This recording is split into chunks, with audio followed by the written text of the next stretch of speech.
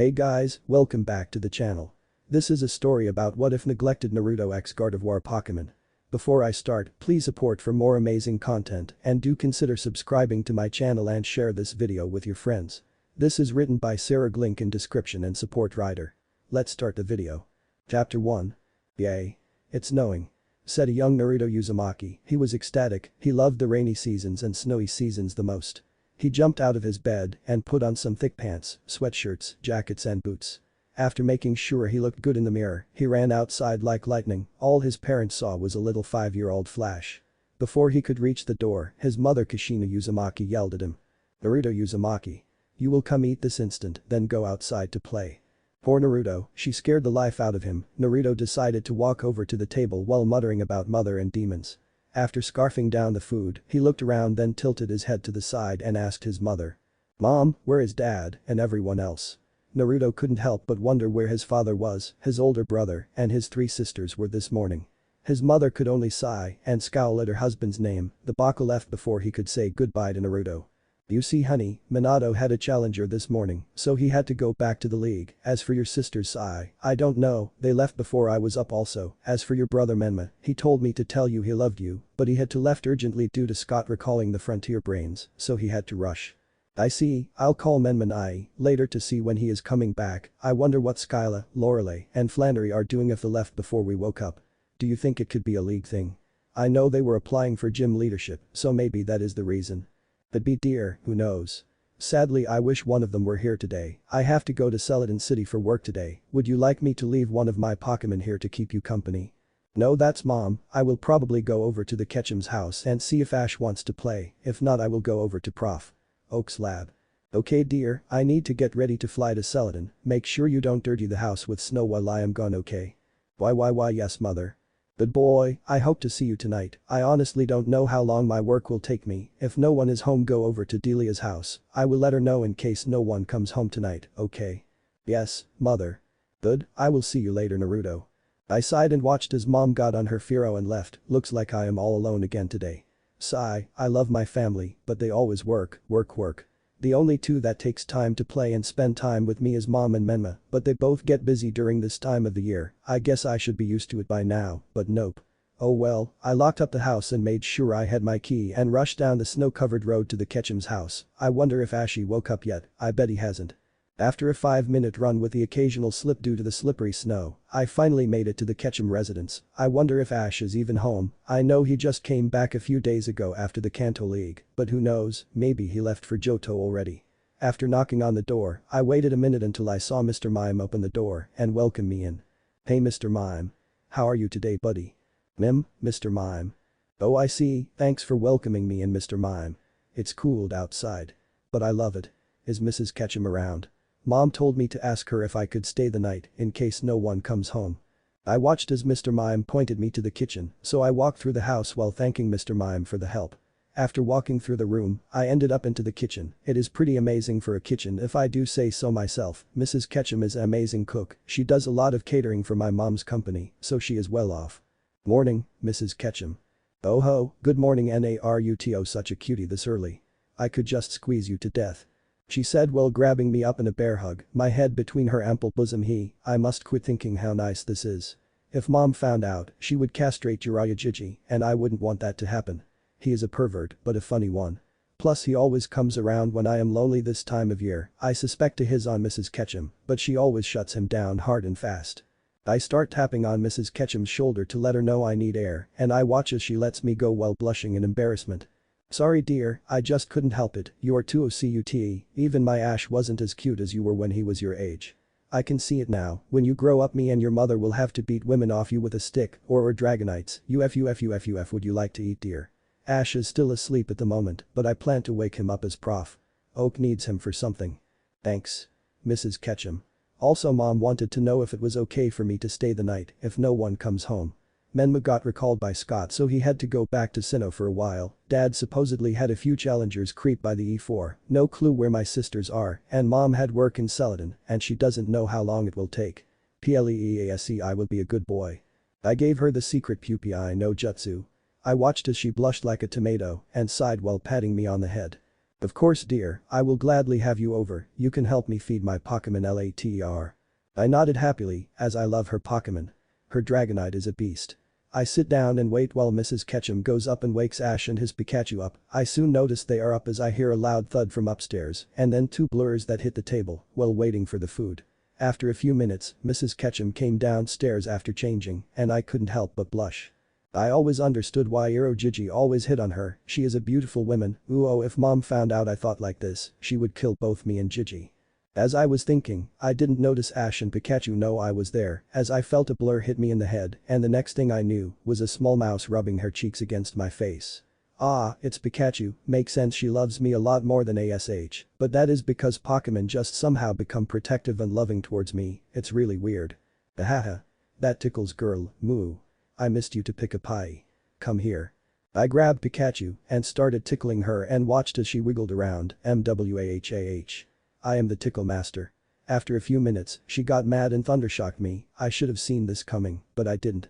After letting her down she rubbed against me cheeks one more time, before going back over to Ash. Hey Ash. How was the journey? It was fun Naruto, I met a lot of cool Pokemon, supposedly Prof. Oak wants me to carry some Pokeball over to Johto, so I might as well get an early head start and train once I hit New Bark Town. What about you? No clue honestly, mom has work, Menma got recalled to Sinnoh, no clue where my sisters are. I watched as Ash blushed up a storm when I mentioned my sisters is this baka crushing on one of them.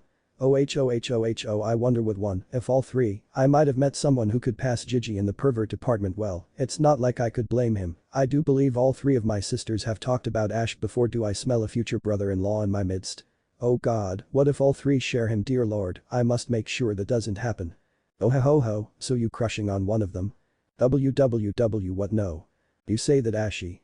But yet you blush even more, I wonder who it is. Who is it Ashy? I promise I won't tell, wouldn't matter anyway, my sisters don't talk to me at all really, they think I am not old enough to participate in conversation with them. If I tell you, you must not tell a soul. I promise on my little beating heart, if I lie Pikachu can thunder me to death. I watched as they both chocked on their food, while Pikachu was looking at us with a death glare of epic proportions. Baka. No need to go that far, but okay I like all three. Did this fool say what I think he said? Oh sweet Arceus. No. If they share him, I will have to listen to them fight about petty stuff even more. I see, well since you like all three. Good luck, you are going to need it. You can't be serious. Help me choose one. I can't like all three it's wrong. So you say, but I have read studies that male Pokemon usually have a few different mates within their species, so honestly, why can't you?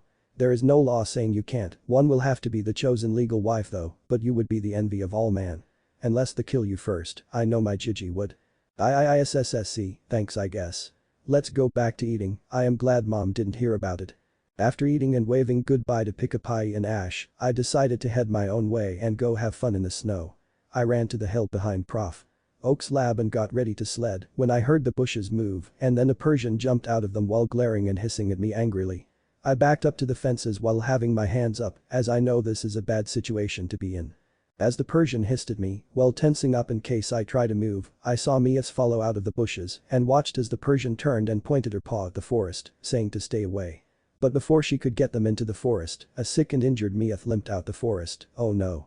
It looks like it's extremely sick and hurt. As I put two and two together I realized the Persian is trying to protect her young from harm. So I let out a calm breath before thinking of a way to help, then I realized I could get some berries and borrow my mom's gardevoir to use heal pulse and calm down the mother. Persian, I know you might not trust me, and I don't blame you, as a lot of humans are greedy and evil, but if that Meowth doesn't get help soon, it could die. I know you don't trust humans, but I can get berries for it and a psychic Pokemon to heal and talk to you, if that is okay. I watched as the Persian looked at her youngest kitten and turned towards me and nodded. I smiled and ran to the berry barn in the poke corral while dodging the younger Pokemon as they always come to play. I grabbed a few orange berries and a pecha berry and took off hoping Gardevoir is here. After running for 5 minutes, I ended up at my mother's part of the poke corral and I instantly saw Gardevoir, she was different than most Pokemon as she was a shiny Pokemon. She hates fighting and just enjoys relaxing, so mom lets her spend time at Prof. Oak's lab, well she can freely teleport to the house or wherever mom is to spend time. After getting in the gate, I run up to her and I watch as she looks over to me with a worried look. Young master, what is wrong? You seem distressed. Why yes Gardevoir, I need you help. There is a Persian outside the corral that has a really sick and injured Meath. If it doesn't get help soon, it could die. Please help me with heal pulse. I will take any blame from Ochre Mom, but I can't let such a young Pokemon die. I watch as she sighs and gives me a hug and tells me to lead the way, so we rush to the exact spot where I saw the Persian and saw something that made me feel anger and sadness. All the other Mias and their mother was protecting the young one from a Nidoking, and is that a Pokemon hunter? Oh Arceus, no. I will beat this fool up if he dares to hurt them. He must be cocky to hunt Pokemon near Prof. Oak Lab. I turn to Gardevoir seeking her help. Gardevoir, I know you don't like battles, and I know you don't listen to anyone but Mom, but would you please help me this one time? I don't want them to get injured. If you can take out the Nidoking, I will deal with the hunter. As you wish, young master, I wouldn't want you getting hurt. DT, thank you. Now Gardevoir. Use Psychic on Nidoking, then Ice Beam to freeze it from the neck down. I watched as the hunter looked up surprised as he saw shiny Gardevoir blast his Nidoking away, then froze it solid. Oh ho. Little boy, hand over that rare Gardevoir and I won't have to hurt you. If you refuse, I will make sure to torture you. Gardevoir, use Ice Beam on the hunter. Freeze the fool solid. I watched as the hunter tried to run away, but ended up being frozen solid by Gardevoir. Oh Arceus, I hope that doesn't kill him. I grab his Pokeballs before being frozen waist up and ask Gardevoir to talk to Nidoking to see if he was captured willingly or against his will. After Gardevoir told me he was hunted because the strongest in the Safari Zone, I had her ask if he wanted me to release him or have him sent then released into the Safari Zone again, but he decided to be released, so I obliged. I did the same with the rest of the Pokemon he had on them and released them all, which contained Fearow, Venomoth, Gyarados, Electrode, and Ursaring. I asked Gardevoir if she could teleport them to wherever they wanted, so Ursaring and Gyarados went to Johto, Electrode went to Hoenn, Venomoth and Fearow went to Fuchsia City. After getting done, I focused on healing the Meath while she used Heal Pulse on it.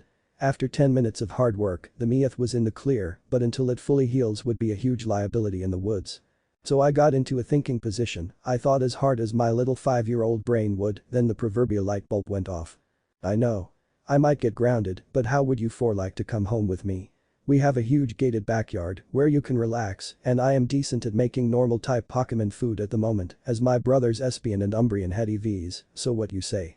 I watched as Persian looked at her kittens, then started talking in poke language to Gardevoir.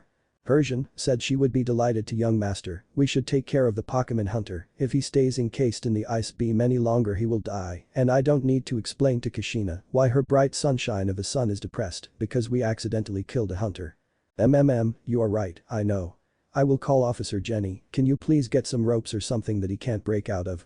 I know I am asking you to do a lot, especially since you rather relax, but I promise to make you some tea and give you a shoulder massage later. I watched as Gardevoir perked up on the massage and had a little blush going as I tilted my head to the side while saying it. Sometimes my cuteness is a weapon and I will utilize it till it goes away. She teleports faster than light itself and returns with ropes and 2 pairs of handcuffs. After she drops the Ice Beam, she uses hypnosis while I tie him up with rope and put the handcuffs on his hands and ankles. The FFT family leaves and I capture a Pokemon hunter. I am too amazing sometimes for my own self. After having Gardevoir yet again use her psychic powers, we head to the Namikaze Uzumaki house, which is like a giant mansion in my opinion. I always wonder why mom and dad bought such a flashy house in a small town, but they never answered. It is not a huge house, but compared to the rest of the small town, it is a mansion. After putting the dude in a chair, while surrounding him with zip ties so he can't get away, I lead Persian and her litter to the backyard, where I give them fresh water and a lot of normal type Pokekau that they seem to enjoy. I puff out my chest in pride, as it is my own secret invention. I made it to counteract Snorlax and Munchlax's food consumption. It uses a slice of Enigma berry in the food that gives it such a great flavor, but also fills up the Pokemon in more than half the time. Instead of a Snorlax eating like 40 bowls, it would take 3 bowls with sliced Enigma berry or 1 bowl with a full berry. Well, I haven't brought the subject up to Prof. Oak or anyone else, and I won't until I have more study upon this topic. It is such a fascinating thing that I know will help revolutionize the way Pokekau is made because it is terribly bland in its base container. I hand Gardevoir some tea and cookies that have mushed up Enigma berries in it, and I watch as her, Persian, and the Mia's faces light up and eat some more before they become full. I watch as Gardevoir looks at the cookies, then turns towards me while in a thinking pose. Young master, why did the 2 cookies fill me up so fast? Usually when Kashina bakes it takes around 5 to 10 if I use a lot of my energy. I know Persian and her litter is thinking the same. I rubbed the back of my head sheepishly while laughing. I decided to go outside and grab an Enigma berry to show them. I walked up to the patio and put it on the table Gardevoir was sitting at. That right there Gardevoir is an enigma berry. It is a rare berry that no one really knows about due to it taking so long to grow. I got it last year from Jiraiya Gigi when he came through to visit during Christmas. After borrowing my mom's Venusaur and her melodic when they both were in the yard, I had them help me build a small berry tree section and I asked them to use Sunny Day and Rain Dance to speed up the growing process exponentially. After the first tree sprouted and matured, which took a little over a week and a half, I had 12 enigma berries. After replanting 10 of them, I did the same thing with them over the next 2 weeks. After I finished planting the 10, I cut up one of them in small pieces and tried one and realized that I wasn't hungry anymore, so I theorized that it might work for Pokemon also, so I waited till the second batch grew, and when they finished, I got lucky and saw that Menma brought home his Snorlax, and he complained about the amount it ate, and the other trainers that also complained about it. I took a breath and drank some tea, as the story was extremely long for such a young boy. Ugh. Sometimes I felt like Prof. Oak. I decided to add a half Njima to 3 bowls, so I used up 1 and 1/2. I counted the normal amounts of Pakekau Snorlax would eat one day, which was around 40-ish, and I decided to feed him the food with a berry mixed in the next day, and bam. He only the 3 bowls before going to sleep. The next day I gave him 1 bowl with a full berry and he fell asleep again, so I theorized 1 or 2 enigma berries would fill a Snorlax a day or feed time, depending on how long a particular one sleeps. So I did more studies with other Pokemon and decided I would write a paper on it and videotape it to show my claims. I planned on showing it to Prof. Oak soon, I just want more evidence to support my claim. If I do this, it could really change the Pakekau industry and the berry farms. But my main concern is price gouging and inhumane treatment of Pokemon on the farms. I am worried to maximize the profits they would seriously push Pokemon to a breaking point with Sunny Day and Rain Dance. So I am a little skeptical to bring my research to light. I sighed and sat down. I am way too young to be thinking about this. I can see extreme amounts of pride in Gardevoir's eyes when she looked at me. I saw Persian and her litter look at me with shock, so I just rubbed my head while chuckling nervously. I must say young master, for someone so young, you are by far smarter than anyone in the family, and that is saying something as Kashina and Menma are considered extremely intelligent. I must say I am extremely proud of you. I know your parents would be too if they hear about this.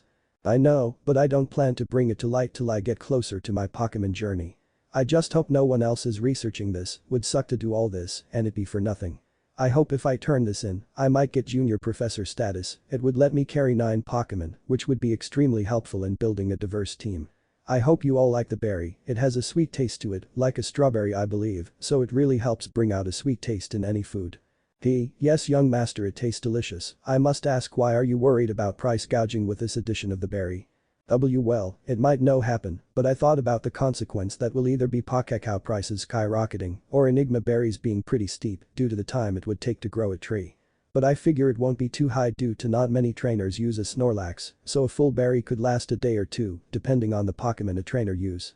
But enough with this, it makes my brain hurt, too young to think about it, I kind of regret researching it, but I couldn't help but be extremely curious about this topic, as Jiraiya Gigi and me have theorized it before, but we couldn't get a hand on a berry. After getting down with the conversation, I built a bed for Persian and her litter while giving Gardevoir a shoulder massage and watched as she relaxed with a small blush while I gave her the massage like I promised. After checking the clock and realizing Officer Jenny should be here soon for the hunter. Me and Gardevoir went in the house to see the man struggling with his restraints, so I had Gardevoir put him back to sleep, which turned out to be the time Officer Jenny pulled up with her Arcanine. Hello Officer Jenny. Why hello there Roxanne, who is a good girl. You are. I said while petting Roxanne who was Viridian City's Officer Jenny's partner. I remember meeting her a few months ago as Jiraiya Gigi got arrested for being a pervert at a hot spring. Roxanne trotted over to me. While rubbing against me while licking me in the face, which shocked Officer Jenny as Roxanne supposedly hated anyone but her. But she loves Emmy Yufufu such a beautiful Pokemon, I am kind of jealous only her and Menma have such a regal Pokemon that I know of. Why hello there Naruto. I see everyone must be at work, I thank you for calling me about this hunter. You said he had an Idaking right? This guy has been one of the worst in Kanto, he is slimy and sneaky, so we keep missing him. I am glad you caught him, but you shouldn't have tried. He is very dangerous. Kashina would kill me if you got hurt. Officer Jenny and my mom were friends since they were kids. Jenny's real name is Officer Jenny Yamanaka, and they have been close since Arceus knows how long. She was a E4 member before deciding to step down and become an officer as she felt it was her true calling. Her clan is known for a lot of strong and renowned psychic type trainer, but Jenny liked fire and flying types, more so she is considered a black sheep of her clan, even though her parents are real good friends with mom and dad. After catching up and playing with Roxanne, they had to leave so they can get back to Viridian on time, but not before thanking me for catching Pokemon Hunter Hayden. I also told her about how I released and have Gardevoir transport the Pokemon to region they came from as they were caught unwillingly, so she thanked me again.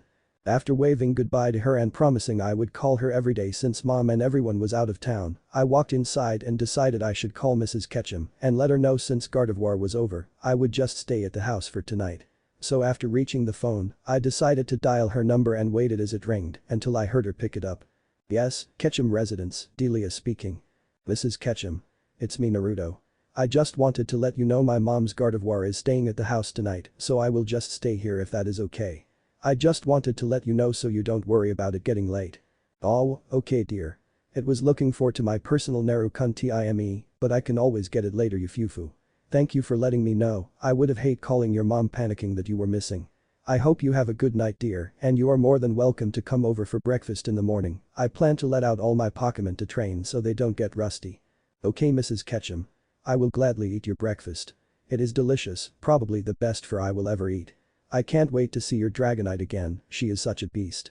Even mom's Dragonite is afraid of it and that is saying something. I hope you have a great night, I will see you tomorrow Mrs. Ketchum. With that I ran up to get a shower to clean off all the snow and dirt from the day. While I was going to bring a blanket and a pillow down for Gardevoir, she just teleported into my room and decided to sleep on my bed weird, I guess I will go sleep on the couch, I mean my bed is not really comfortable after Menma Baka's Geodude deciding to body slam it, it destroyed the fluffiness. As I was about to head downstairs I got picked up with Psychic and dragged to the bed and was smothered by Gardevoir in a hug. While I was turning red in embarrassment, all she did was giggle and pat me on the head and speak to me telepathically. UFU young master, after doing all that work for you today, I require compensation so tonight you will be my little teddy bear. I used to do this to Lady Kushina when she first started out after I fully evolved, it was payback for her doing the same thing to me when I was a Ralts. So with it I fall asleep dreaming of becoming the Pokemon League champion. Naruto Pav age 10. It has been 5 years since he had saved Persian and her litter from Pokemon Hunter Hayden, news spread wide that he had been captured in Pallet Town by a prospecting trainer, which in reality meant he was caught by a twerp. Of course Officer Jenny had to tell the influential Prof. Oak and Namika's Uzumaki family who did it and well. It was absolute shit storm I mean literally, soon as Officer Jenny told Mom and Menma, I swear I could them roaring off in the distance while storming home. I think mother and her Dragonite broke a speed record cause she like blurred home, almost made dad look like a pansy with all his super fast electric Pokemon. I knew she was home cause I heard her roaring my name, as soon as she touched the ground, I hid behind Gardevoir, but she was a traitor and teleported away. I will get her for this. Kushina Pav. I was busy flying through paperwork, Arceus I hate this job, but it's the price I get for owning the biggest talent agency in Kanto and all the clothes stores we own. I was rushing through this paperwork so I could get back to my Naru-chan. He must be all sad without his mother, but I needed to push through this because there is a chance we might be moving over to Unova, as there is a chance I could buy out the biggest agency there that houses their #1 model, Elisa the Nimsa City gym leader also. As I was doing paperwork, I got a call from my childhood friend Jenny, she is a police officer in Viridian City. I wonder what is up as she rarely calls me, so I sighed and picked up the phone. Jenny, what a surprise, what can I do for my best friend? Ahaha, shit. Kushina, I don't know how to tell you this, but you heard that Pokemon Hunter Hayden was captured right? Yup, Minato told me, he was captured in Pallet did something happen to Naruto? Ahaha, no but, well damn I should just say it. Naruto and your Gardevoir fought Hayden and were the ones who captured him, he was hunting some Persians directly behind Oak's Corral. Naruto did what? Gardevoir did what? I thank you Jenny, but I must go I had a son to main and a Gardevoir to kill, I will see you later. Wait, cushion. She didn't get to finish as I hung up the phone. I grabbed my jacket and rushed to the elevator all the while telling my secretary I will come in on Saturday. I get outside and release Dragonite, my trusted flyer. She looked around then at me, while tilting her head in confusion as I usually never call her out. Brah, night. Dragonite DEAR we need to get to Pallet fast. I have a son to maim. He tried to capture Hunter Hayden. I watched as Dragonite stiffened, then narrowed her eyes too before using her arms to do a come hither motion. Oh she pissed too. She is like an extremely protective mama bear towards Naruto. MWAHAH. Naruto you better hide, mama and Dragonite is coming for your hide. Rei Agonite. Naruto. And with that we flashed off. I would make Minato look like him and his pathetic super fast electric types. He might be the big champion, but in Betty the bitch in the relationship. I swear me and Dragonite broke sound barriers, but along the way we slowed down as we swore we could hear my oldest son Menma roaring in the distance. Yufufu. It seems Menma will be home to destroy Naruto too. I am coming for you son. Pastor Dragonite. If Menma gets there first, there might be none left. Raya, gone. And Pav. Menma Pav Route 211, Sinnoh. Ugh, paperwork. I swear I get recalled to Sinnoh due to the new season for the Battle Frontier, but yet I am stuck doing pathetic paperwork. I want to use my Arcanine to burn it away, but no Scott will kill me. Sigh. As I was working on this demonic existence, while petting Espion as she is a spoiled little feline. Ouch. I swear she loves reading my mind, just so she can hit me with her tail. Devil cat. Ouch. As I was working and arguing with Espion, I noticed my Pokenav Plus start ringing. Who could this be? I looked at the screen and it was Jenny. What does she need? Is Roxanne sick? I decided to pick up the Pokenav and hit answer. Hey Jenny, you have no idea how much I needed that distraction. Paperwork is the devil. Well, almost as much as Espion. Ouch. Huff. No poffins for you Esp. You know Menma, this call is about Naruto. What did the idiot do now? Please say he got stung by tentacles. I keep telling him to stay away from the pier. And no, it has to do with Pokemon Hunter Haiden. I stiffened and looked towards her with narrow eyes. Why would Naruto be involved with Haiden unless did he get injured by this bastard? I will kill him, or was he the one who captured him? Hahaha.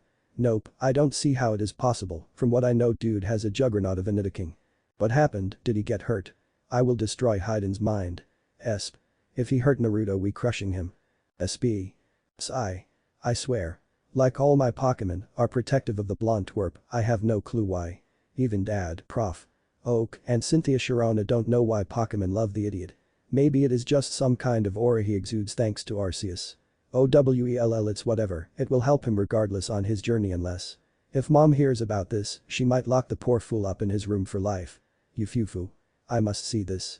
And then no, shit, this is just as hard as telling your mother he was the one who caught Haiden. I stared at Jenny for a minute, then looked towards to Esp and asked her if she heard what I heard, which Esp just nodded. So I turned back to the Pokenav and sighed while rubbing my temples. How did he do it? I know for a fact Haiden has a Ursaring and Nidoking. And I know he has a gun also, so he wouldn't be afraid to shoot. Your mom's Gardevoir helped him out. Apparently Gardevoir destroyed Nidoking and froze Haiden with the ice beam. Then they tied him up using handcuffs, rope, and zip ties. He couldn't move even if he wanted to. I see, well, Naruto is extremely smart for his age, probably smarter than me and mom, and that is saying something, so let me guess, mom is raging and rushing home with Dragonite. More than likely, I felt like the need to tell you. I can't get up with Skyla, Lorelei, and Flannery, and your dad said he will be heading home tomorrow as he is fighting someone that is considered as strong as Cynthia. I see, thanks Jenny. Yeah, good luck getting up with those three bitches. I swear, for being older sisters, they just ignore the twerp because they are jealous. Their Pokemon love him for then they do them. It's pathetic really, the kid just has something about him, as you know, since Roxanne is extremely territorial of him when she is around. It's like all female Pokemon think of him as their child. And all male Pokemon do the same, it's kind of freaky. Yeah, I heard about his challenger, and honestly, he could legitimately lose the fight. His type won't do much damage towards her, and I heard Cynthia lost to her one-on-one. But I must let you go. I have a brother to maim, and Espion has a Gardevoir to find. MWAHAH. Bye Jen. Espion. Get ready for teleportation. SPE. Naruto. Pav end. Naruto Pav. I shiver uncontrollably as mother walked into the house. It looked like a demon in a human skin. Ooh, Arceus, no. I watched as Dragonite came in behind her. Shit. Not her too. She is a monster when she is mad. Before I can turn and run, Menma teleported into the house with Espion beside him and Gardevoir who was tied up. Shit. I sigh and plopped onto the couch and put my face in my hands. Ahaha, hi mom and Menma. Draxana. Esp. It's good to see you AGIA, and what is the occasion? All I got in response was 2 chops to the head. Ouch. Damn it. Why do they hit me so hard? Damn that Jenny. She snitched on me. Naruto. What made you think it was okay to go after Haiden? Are they both in sync? Seriously. Before I could retort, I felt a tail slap me upside the head and a dragon claw giving me a noogie. Moo. Such meanies. Jiraiya Jiji wouldn't let them do this to his favorite grandson. Moo. I will snitch on them to Jiji and Abba-chan. As I was thinking this, S decided to lay in my lap like nothing happened, damn devil cat. Ouch. Moo. Such a meanie you are S. BB but. He was trying to hunt Persian in her litter. I didn't know he was there until I got Gardevoir to help me heal once of her injured kittens, I swear. Is this true Gardevoir? Mother asked to her trusted psychic type. Yes, it is Lady Kashina. Young master asked me to help him heal a young sick and injured Meath, or it would eventually die from the cold. Once we returned to where the Persian was, she was fighting a Nidoking. Well, I don't know if young master noticed, but one of the kittens is a shiny Meath, so it was probably the reason why Haydn was after it, since shiny Pokemon are extremely rare. He threatened to hurt young master once he saw me, but I took take of the pathetic Nidoking and froze him in an ice beam under young master orders. Then we took Persian and her kits, here, well me and Naruto tied up the fool so he couldn't escape. I see, well me and Menma are proud of you Naru-chan. But that is dangerous, if you got seriously hurt me, your dad and Menma would have to destroy stuff and it wouldn't be pretty. Expect to get a scolding from you father when he gets home, should be either tomorrow or the day after, as he has a challenger that could potentially take his spot. What? Crap, I was hoping dad would be gone for a bit. Arceus help me. So what happens if dad loses? Will he be a E4 member or what? No dear, if he loses him and the entire E4 get booted. The challenger stated if she wins, she is reforming the Kanto E4. Supposedly she can beat Cynthia of Sinnoh in one-on-one fights, and Cynthia is strong for her young age, but this challenger is supposedly only a few years older than her. What is her name, mom? I must know it so I can put her on the list of people I want to beat. Ifufu, her name is Tsunade Senju. It was Menma who told Naruto instead of Kashina. EHHHH. Isn't it the same name of Gigi's friend? Naruto said shocked. Gigi always said his friend and rival was strong if she is related to him. Arceus helped dad. Yes honey, she is the granddaughter of Hashirama and grandniece of Tobirama Senju. So you know she will be a tough opponent for your father. She is only just turned 15, so she will be a wrecking ball in the future. I see Arceus, I can see it now, Gigi beating money on dad. If he loses, Hashirama Gigi will hold it over him for life. Sigh. Tobirama, Hashirama and Gigi are all senile ole perverts. I swear I am surprised. Abba-san, Mito Abba, Drasana Abba, don't kill them for their pervertedness. Me too dear, me too. But. You can't get out of your punishment. You are grounded for 5 months, mister. No leaving this house, other than studies at Prof. Oak, do you hear me? Do you Naru-chan? I gulped and hid behind Gardevoir. While nodding frantically. Mother is scary when mad. Moo, I was hoping to learn more about gardening from Mrs. Ketchum. Oh well, I guess I deserved this. Time skip 3days Minato Pav. Sigh. I can't believe she destroyed me so easily. I mean, I knew it was a possibility to lose, but Arceus no a complete sweep with only 2 Pokemon. She is much as a monster as her grandfather. Was a great fight though, she really played me into some of her traps. That damn Mega Venusaur though, was a titan, took out my Mega Manectric like it was butter. Oh, well this at least gives me more time to spend with Naruto. Plus I still have to punish him for that hide stunt, Yufufufu. He almost gave me a heart attack when I heard it from my E4 member and head Anbu, Kakashi. I sure hope Menma and Kushi-chan didn't kill him already. I jumped onto my Zapdos and headed towards Pallet. Maybe I won't punish him too bad. I mean, I know he did something totally reckless, but both me and Kushi-chan were the same when we were young. I guess I can do something truly evil though as my last act as champion. Yes. Yes. MWAHAH. I know just the thing. I took out my Pokenav and called Charles and told him to raise the age limit to become trainers to 15.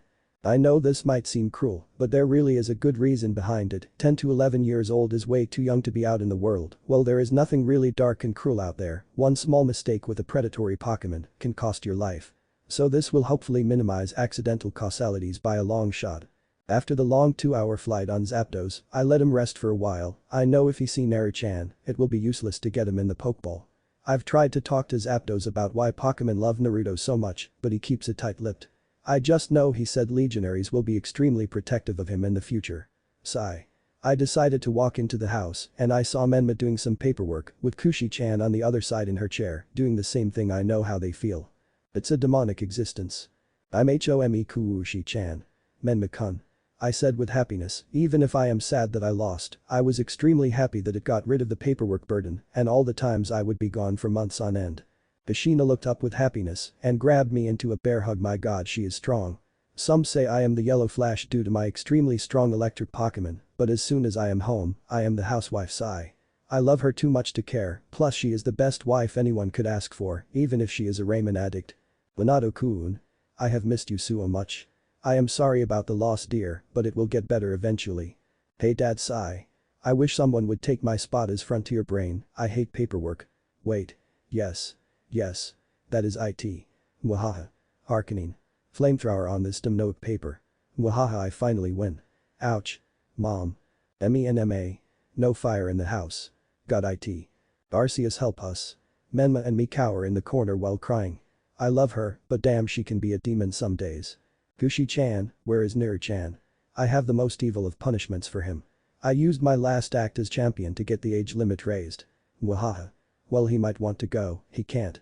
Uo, I see you finally did that Mina-kun. Me, Delia, Jenny, and Oak were discussing doing a petition for this actually. A lot of parents are afraid 10 to 11 is too young for kids to be out. Yes, and that is why I did it my Kushi-chan. Punishment and safety. Parents' two favorite things in the entire world. I said with a dazzling smile and with 2 thumbs up. Well Mina-kun, he is in the garden sulking. Prof. Oak went out of town for a few weeks and Naruto finally decided to show him his research he did for last few years. I must say dear, it is mind-boggling how smart he is.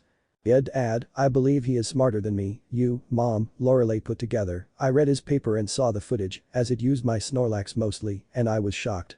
I never would have thought of this. Really son? Well I should read it then, if it has you and Kushi-chan shocked, I know our boy was bright but damn. Well I will go see Naru-chan, I am sure Zebstrika would love to see our son, she really was depressed when we had to leave. Location. Garden of Namika's Uzumaki estate. So with it I decided to head out to the garden, where I saw Naruto playing with a Persian. Are those Mias? Is that one shiny? Where in Arceus name did they come from? Sigh. Some days I wonder if Kushi-chan leaves out information to confuse me. I decided to become ninja-like and sneak up on Naru-chan. But before I could get too far, I heard Persian yell its name and tense up at me well shit. Kitty must love Naru-chan. I saw my son turn around, so all I could do was wave sheepishly. Hey Sunu off. Ugh. What golem hit me? I looked down and saw Naru-chan rubbing his head into my stomach while smiling like a fool. Yup. Like father like son. Hey dad. How did the fight go? Did you win? Is Gigi going to be moping for the next 50 years? I couldn't help but chuckle, he is never anything but happy sigh. I know he becomes sad this time of the year, as me, Kishina, and Menma are usually gone due to our work picking up for stupid reasons, but with his sisters ignoring him and not being here, I know he must be really sad sigh. One reason I am glad I lost. Hey son. Fight was one-sided, she destroyed me. My Arceus, whatever Hashirama Toby taught her, was devastating her Mega Venusaur, destroyed Manectric like it was a toothpick. So yeah expect your Gigi to be crying for years to come. I watched as he became sad. Why is Naru-chan sad? I swear sometimes he and his mother confuse me to no end. Wait a minute. Is he crying? Naru-chan what is wrong? And then Naru-chan. Why are you crying son? BBB because it is my fault you lost. If I didn't help Persian and her kittens, you wouldn't have been distracted. Sigh. Bakanaru, he thinks it is his fault I lost. He really is too nice. Moo. So cute even when he cries. Ugh. If Kushi-chan finds out I made him cry shiver. I will never have kids again, or is that a good thing? Having 3 teenage daughters is hard enough. Mood swings like crazy. Baka, it wasn't your fault, even if I was distracted she steamrolled me, she played me like a fiddle, she was really just a better battler overall, so don't blame yourself son or Kushi will kill me. Okay dad, if you say so. So what are you going to do now? I heard that she booted the entire E4. Yes there is a chance I could either take over Kalos or Unova region as champion. Since Adler of Unova is retiring and Shikaku got demoted for being a lazy bum, so who knows, but tell me son, where did Persian and her kittens come from? I said while tilting my head to the side in a confused manner, which just caused Naru-chan to giggle. Mau. So cute. From the hide-in incident, Mom said he probably was hunting them due to one of the kits being shiny. I didn't notice it at first due to them being dirty, but one of them is shiny though. After helping his sick kitten get better, I offered them to stay here, what is better than a relaxing yard with food? And they haven't left since. Persian and the kittens usually end up sleeping on my bed, I think she has taken up the role of bodyguard. Shit, as soon as he said that, one of my pokeballs popped up and after the light died down, my Zebstrika came out, looking around angrily. Shit. She found Persian and started stomping the ground angrily while charging electricity. Crap. Before I could stop Zebstrika, Naruto walked up to her and started scratching under her jaw, which in turn made Zebstrika putty in his hands. All she could do was stand there and sigh happily. After a few minutes, I returned her while deactivating the ball. Arceus save us if she breaks out again, nothing will stop her from gaining her bodyguard position back. I saw Persian snort in the direction she was in and went back to rubbing herself against Naruto's eye. Man, that was close son. I have never seen her get that mad before. Arcia, save us if she goes on a rampage. Anyway, I heard you had research for Prof. Oak. Would you mind if I read it son? Your mom and brother were blown away by it. If it's this good I could directly give it to Charles or Prof. Saratobi at the research division in the league. I watched as my son gained wide eyes and jumped up and down while saying be right back. And flashed away. I swear is Kushi-chan and Naru-chan faster than me? Arcu's no. I wailed with anime tears until he flashed back with his paper. I spent the next 45 minutes reading it and I was blown away. He did this when he was 5. Arceus help us if he went to the dark side. But this could change a lot of things, especially with trainers that have huge Pokemon as they eat a lot, so they have huge expenses. Then again most trainers have sponsors of some kind, so it not too bad, but I guess if a trainer wanted to be truly independent this would help. He even got the risks involved here. Wow, this is impressive. He even tried it with other berries and noted it increased nutrition and also decreased the amount of Enigma berry needed son. This is amazing. This could change Pokemon nutrition forever. I will have to make sure Charles enforces extremely strong sanctions and penalties to any berry farm that dares to push their Pokemon too hard, especially since it can destroy the land if they do it too much son. You are a genius. I am so proud of you. And then Naruto. My boy. This is amazing. I will fax this over to Prof. Saratobi today. I can't believe you did this when you were 5. Wow. Do you know how proud of you I am son? Like. As proud of you as I would be if you came home and said you caught Mew and Dialga. Mind blown proud. This could change nutrition forever. Even humans, as you said it works also for us. I watched as he rubbed his head sheepishly and blushing up a storm under my praise. He. Just like his mom. Can't take praise without blushing up a tomato. I patted him on the head while beaming down at him with a smile. Naruto will do great things, I can tell. I can't wait to see what he does. Hopefully one day we can fight for the champion spot. I feel it would be the best battle in history. Okay son, I will go send this to Saratobi sensei in a few, but I need to tell you about what I did before I left. It's part punishment but also has a legit reason as to why I did this, okay? Okay dad. Okay Naru-chan, as my last active champion, I had Charles, up the age limit of beginner trainers to ages 15 and 16, it all depends on the month you were born in. Since you were born in March, you can leave when you hit 15. I know you might be upset, but can you tell me why you think I did this? I watched as Naru-chan narrowed his eyes and put his hand under his chin in his premier thinking pose. After about 5 minutes of thinking, I saw the proverbial light bulb go off in his head before he jumped around while waving his hands. I chuckled and told him yes, Naru-chan. Well, I think the reason why you did this was for parental concern. I even thought going out into the world at 10 to 11 was reckless. I mean you get your first Pokemon and bam. You think you're big and bad, but what if you ran into a Nidoking? Ursaring? Gyarados? Houndooms? Or worse? Beedrill and Fearow. Those Pokemon are extremely aggressive and territorial, and one wrong slip-up can either get you killed, your Pokemon extremely injured that it loses trust in you, or just as bad permanent injury that leaves you not being able to live a normal life. Plus I think it is also due to the fact that children cannot balance their money, so they blow it fast and have to do dirty things to make it. I sighed and figured I shouldn't be surprised about his deductive skills or the fact he got it all in one shot, Naru-chan. You will do Papa proud. Moo. I just want to hug him and swing him around. I wonder what Pokemon I will give him when he leaves. I gave Lorelei a Snorant, Skyla a Doduo, and Flannery a Litwick. Menma got a EV from Kushina, so I wonder if we should give him one together or 2 Pokemon total. I must speak to Kushi-chan. It could be our way of saying sorry for always being away during the Christmas time for last few years. I know he doesn't blame us, it just seems we always get busy during that time. I guess the only reason he doesn't get angry is he knows we show up as much as we can, even if it means going back to work right after. I know Menma takes that week off and spends time with him, it is just his sisters that are ignoring him outright. Me and Kushi should really talk to them, but we can't force them to do anything. That is right son. You make me so proud. Moo. I feel like I am going to cry, just thinking about you leaving makes Papa sad. I know you will do me proud though. I must ask, do you plan to keep researching after this? Just wondering cause I know Charles, Lance and Saratobi would gladly put junior professor status on you, which will let you carry 9 Pokemon as long as you research stuff. Yes, I know dad. It was what I was hoping for. Well I know I can only 6 Pokemon for battle, but 9 total would help me build a diverse team. My next research topic is different than what most people do. I thought about researching the shiny gene, but I decided to do my research on healing Pokemon. I want to go around and use different berries, roots, powders and stuff to make natural healing potions for Pokemon or food that does the same thing. I don't know how to really explain it. But potions and stuff really add up fast. I know sponsored trainers get discounts and stuff, but like other trainers, I want to start out independent. So this will help this niche and sponsored trainers as well, help cut down expenses. Even more, I know it can be dangerous doing this, but really that's why I wanted 9 Pokemon. I see. Seems like my boy wants to become a Pokemon doctor. Well, I was hoping he would become a champion or coordinator like his mother when she was younger. This is just as great.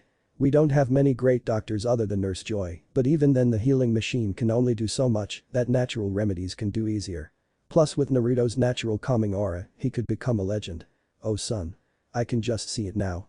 Minato Yellow Flash Namikaze Uzumaki, Kushina Kanto Goddess Namikaze Uzumaki, Menma Evil Glasses Namikaze, and Naruto Herb Dr. Uzumaki.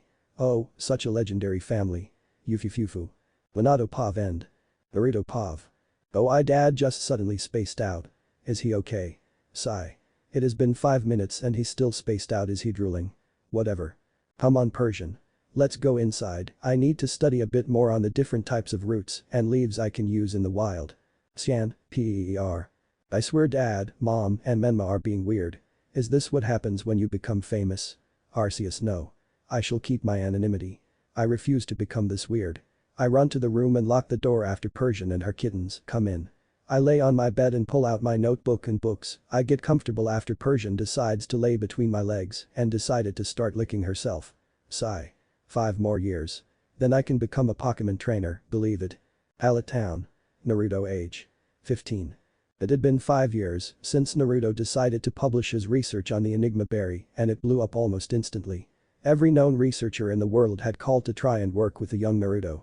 With it came heavy restrictions to berry farmers and the Pokemarts that sell it. Anyone found price gouging, turning down independent trainers, and abusing their Pokemon to maximize profits wound up getting arrested and being thrown in prison for 5 years minimum while being barred from selling or growing the berries forever. It had caused a lot of controversy that it would destroy the Pokekau industry and that prices would either bottom out or go sky high. Which it did for a few months, but after those few months trainers found out the magic number of berries and Pokekau they needed. So it eventually leveled out to where it was before. It eventually rose, with the addition to berries added to Pokekau that was noted to help increase digestion and nutrition in each type of Pokemon. And with that came money, and by money I mean boatloads of Pokedollars. Thanks to Naruto's research, it was stated that he would get 5% of Pokekau's and berry farm's profit combined. And with that, it came that Naruto became the 8th richest person in the world. But since Naruto didn't really care about the money, he gave over 75% to orphanages and charities to help independent trainers, sick Pokemon, and the like. For being only 10, he was already considered the most influential in the Pokemon community, other than the likes of Lance Wataru, Tsunade Senju, Cynthia Sharona, and Hone Champion Killer Bee. His research helped even the champion's Pokemon become stronger and healthier with his recommendations of certain berries that they didn't think would help their Pokemon. He was so talked about in the Pokemon community that the league and media went into a frenzy when he just all of a sudden dropped off the map. Everyone wondered where the young Naruto Namikaze Uzumaki went. Flashback Naruto. Age 11. After releasing his research, young Naruto had such a long and annoying year. He and Prof. Oak went to every convention for professors. And every time he went to one, people would try and woo him to their side with money, Pokemon, even some of the younger female professors tried to offer him their body. They were creepy. What older woman offers her body to 11-year-old kid? Perverts. But he knew, somewhere his Gigi was howling at the sky for his grandson refusing such tempting offers. But Gigi was a pervert. He and Prof. Oak went to almost every region. The only region they never touched was Johto, and that was because the Namikaze Uzumaki name is not welcome there due to Minato's and Lance's rivalry. But after all the tension and conferences died down, we sneaked into Johto with Prof. Oak undetected to meet with Prof. Orochimaru in New Bark Town. But also so he could meet with his Gigi in Cherry Grove. After spending a few days discussing things with Prof. Orochi Akakai-kun much to Orochimaru's chagrin. He and Prof. Oak rushed over to Cherry Grove where he spent some time with his Gigi before he ended up getting a call and told to come back to home, so him and Prof. Oak took the 5-hour airplane ride back to Pallet Town where his future was torn. After rushing home, as they sounded panicked on the phone, he walked into the Namikaze Uzumaki estate to see his entire family, even his sisters, sitting in all the chairs, scowling. What did he do now? A few seconds later his dad and mom came in and asked him to sit down. Naru-chan, we are glad you came home fast. Please sit down dear, we have stuff to talk about. His mother Kushina told him. So he decided to sit down as they are only serious about work and other stuff. Me and your father called you here to tell you that me, your father, and Skyla will be moving to Unova. And with that, Naruto froze. If they were moving, it would mean he would have to also, and he didn't want that. He loved Pallet Town, it was his home. But before he could retort, his father butted in. Now Naru-chan, we are not making you to move with us, and we know Menma won't be coming also. The only reason me, Kushi-chan, and Skyla are moving is due to jobs. I got appointed champion of Unova in Alder's place. Kushina's company bought out the biggest agency in Unova, and she was made head of it, so she has to go regardless, and Skyla here passed her gym leader test and was appointed her own gym in Mistralton City. She was assigned flying types. The problem we are having right now is, we need you to decide if you will either come with us, live with Menma, or with one of your sisters, not that I doubt they will be happy about it. Or staying in Pallet with either Mrs. Ketchum or Prof. Oak. So either I go with them, stay here, go with Menma Nai, or stay with Lorelei or Flannery Joy. Well, I know this would happen, as Prof. Oak and Gigi would call and tell me that it was rumored Dad was up for Unova spot, and since Alder was one of Dad's senseis it made sense. I know that I don't want to be a burden on Skyla Ni, as she and Maid had become closer over the last year. She realized she was being petty for being jealous about her Pokemon liking me more than her, and after she apologized, we became semi-close. I don't want to bug Menma, as rumors are flying he and the Sinnoh champion are in a relationship that is all you need. Your younger brother moving in and messing up your late night wrestling. Honestly, I can care less about Flannery and Lorelei. I mean, they are my sisters, but they haven't been very sisterly since I was 4. So that is out the window. I could go with Mom and Dad. Me and Menma had talked, and we realized that they wanted to try for another child, and we could let this be like their own second honeymoon, and we decided they deserved it since they do all they can to support us, plus it helps that Dad and Mom's work is literally a 5-minute walk between building and stadium. Convenient much. IKNOW, so that left me with one option. Am I ready? Maybe not, but this would get me ready for my own journey. I decided I would like to live on my own. It will give me experience of being independent, believe it. And with that, it set things into motion. Naruto went to live in a house on Prof. Oak's land so he could learn more about Pokemon and the likes from the professor. While also spending a small apprenticeship under Prof. Orochimaru for a few months. Then Prof. Birch and Hone, then Prof. Juniper and Unova. Each one took a year, so he learned many things. And flashback no jutsu. Naruto Pav, journey begins. Ugh. What in all that is holy is causing this earthquake? I got up and wiped the sleepiness out my eyes and realized. I can start my journey today. Yada. Time to take the world by storm. Believe it. I rushed into the shower of my modest single-story house on the outer edge of Prof. Oak's land, so far on the outer edge that I was by all the water Pokemon. I had a few of the Goldex present to help me bring in salt water that I purified to use as water. I look back the little home that has been my home for more than a little over 7 months. I remember the first day of actually living alone. I literally cried like a baby and called Mom and Dad. I couldn't help but chuckle and sigh, even though they moved away. Menma, Skyla, Mom, and Dad visited so much that it felt like they never left. I looked down at the little family photo and zoned in on the youngest of us now, a little girl by the name of Narumi Uzumaki. Dad and Mom decided to drop Namikaze from the name as it was way too long for the birth certificate. I remembered that I needed to send her a card since she turns 4 in the next few months. I snorted when I thought about the ways Lorelei and Flannery doted on her. They wanted to be elder sisters, but only to Narumi, not me. Honestly, I could care less. I already gave up calling them sisters last year. Menma and Skyle keep telling me they will eventually come around, but it's their loss. I sent my dearest sister Lorelei, a card to congratulate her on becoming the first E4 member under Tsunade Senju, while Flannery was a gym leader in training in Hone. I already decided I would skip the Kanto E4 and Hone League altogether. I know I was being petty, but so what? Plus, even if I demolished the Kanto E4, I know I would get squashed by Tsunade. I remember the conversation I had last week with Mom and Dad when they were asking if I wanted a Pokemon from either of their team. A lot of them had eggs in the last few years. I politely declined, saying if I was going to be independent, I must truly start with nothing more than a Pokemon from the regional professor. It would have been so easy to get sponsored. Every professor, E4 member other than Lorelei, shocking isn't it, and Champion wanted to sponsor the young researcher, but I declined. I remember Menma and his wife, yes I said wife, Cynthia the Sinnoh champion, both tried to strangle me until I agreed to be sponsored by them. But eventually they gave up and respected my decision. After eating and getting dressed into my standard winter travel clothes, I looked at myself in the mirror, I haven't grown much taller, I finally reached 6'0" even. My hair was much longer and spiked that it looked like dad's, I was wearing a red and orange long sleeve shirt that had a Sairoarg printed on it, blue jeans, and boots. With a black coat with a fur hood on top and topped it all off with an orange necklace that had my Pokemon Plus attached to it. All in all, I looked meh. No one would notice me as Naruto Uzumaki unless they got up in my face, which is what I wanted.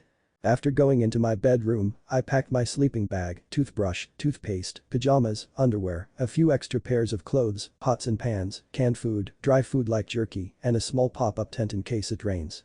After double and triple checking, I threw the pack on and grunted from the surprising weight, but after getting used to it, I walked out the door and made sure it was locked.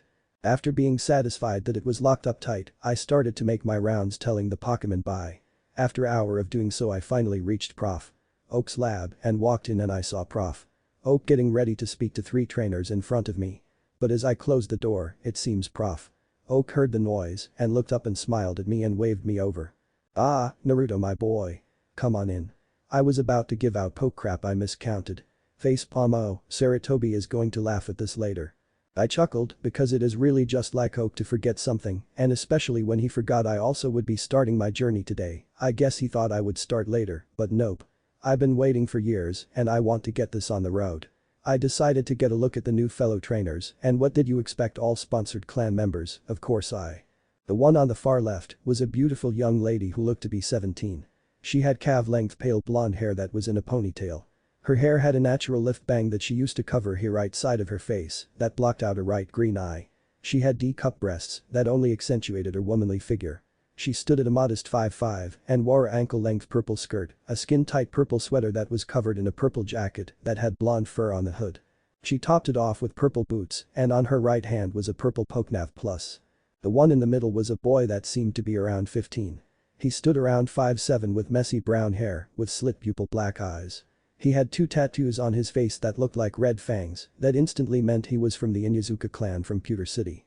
He had 2 sharp canine teeth on his upper jaw. Was a very athletic-looking boy that had a hint of arrogance in him. He wore tight brown jeans, a black shirt that was covered by open brown jacket that had fur on the cuffs and hood. He topped it off with a pair of brown boots. Around his neck on a brown piece of string was his Pokemon Plus, it was brown and red. The final member of the group was a pale-looking boy that had raven-colored hair that was in the shape of a duck butt. He looked to be around 16 years old and seemed to be in pain if the way he looked is any indication. His ruby red eyes gave away his clan immediately. He stood around 5'4", which made him shorter than most people his age. His attire consisted of all black pants, a black muscle shirt, a black hoodie with a black beanie on his head. He had a black necklace around his neck that held his all-black Pokemon Plus. He looked like he wanted to destroy the wall with how his face was scrunched up. I watched as Prof. Oak looked over all of us and sighed. "Naruto-kun, I would like you to meet Ino Yamanaka, Kiba Inuzuka, and Sasuke Uchiha. You 3, this is Junior Professor Naruto Namikaze Uzumaki." I watched as they all sucked in air and looked at me with wide eyes, well except Imo Uchiha, he narrowed his eyes in anger. But before I could retort, a blonde blur tackled me to the wall and looked at me with star-filled eyes. "Shit, a fangirl. Ooh oh. It is so nice to meet you, Mr. Uzumaki. My name is Ino. My Aunt Jenny talks about you a lot. You are the reason why I am getting a Pokemon. Your paper on the Enigma Berry changed my entire thinking." I watched as she was jumping up and down, I had to control myself from not wanting to look down and see those weapons jiggling, cause if Kachan and Abachan found out me and Gigi would die. I mean die. And then, Menman Ai would raise me so that Cynthia Nee could kill me with her Garchomp. So, I kept my stare eye level. I watched as Prof. Oak and the Inuzuka chuckled before Oak decided to clear his throat. "Well, I am glad you meet one of your idols, Ino.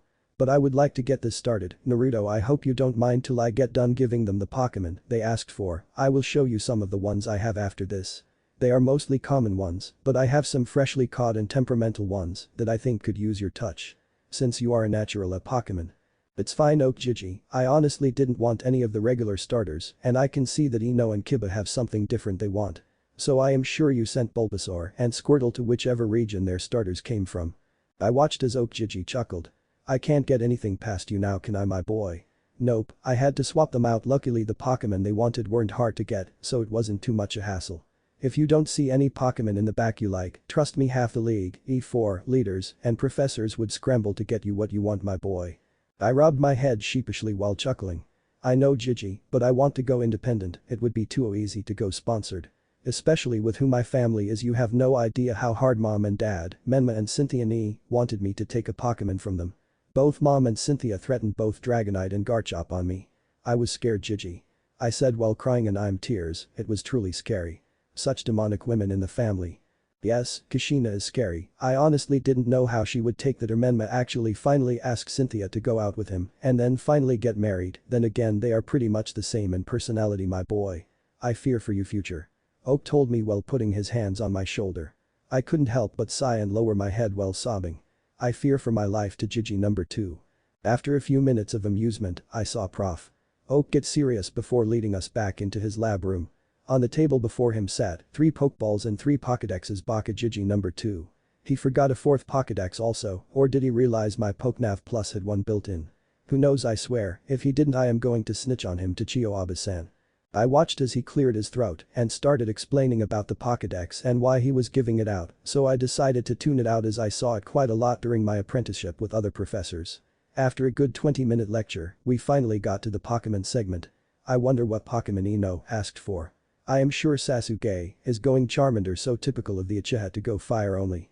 Biba being a Inyazuka will probably go for either a Growlithe, Riolu, Lillipup or Pochina, since usually their strongest partner is one of the canine race. I watched as Sasuke got asked to step forward. Third person Pav. Sasuke, please release the Pokemon in this bowl please. Prof. Oak said to Sasuke.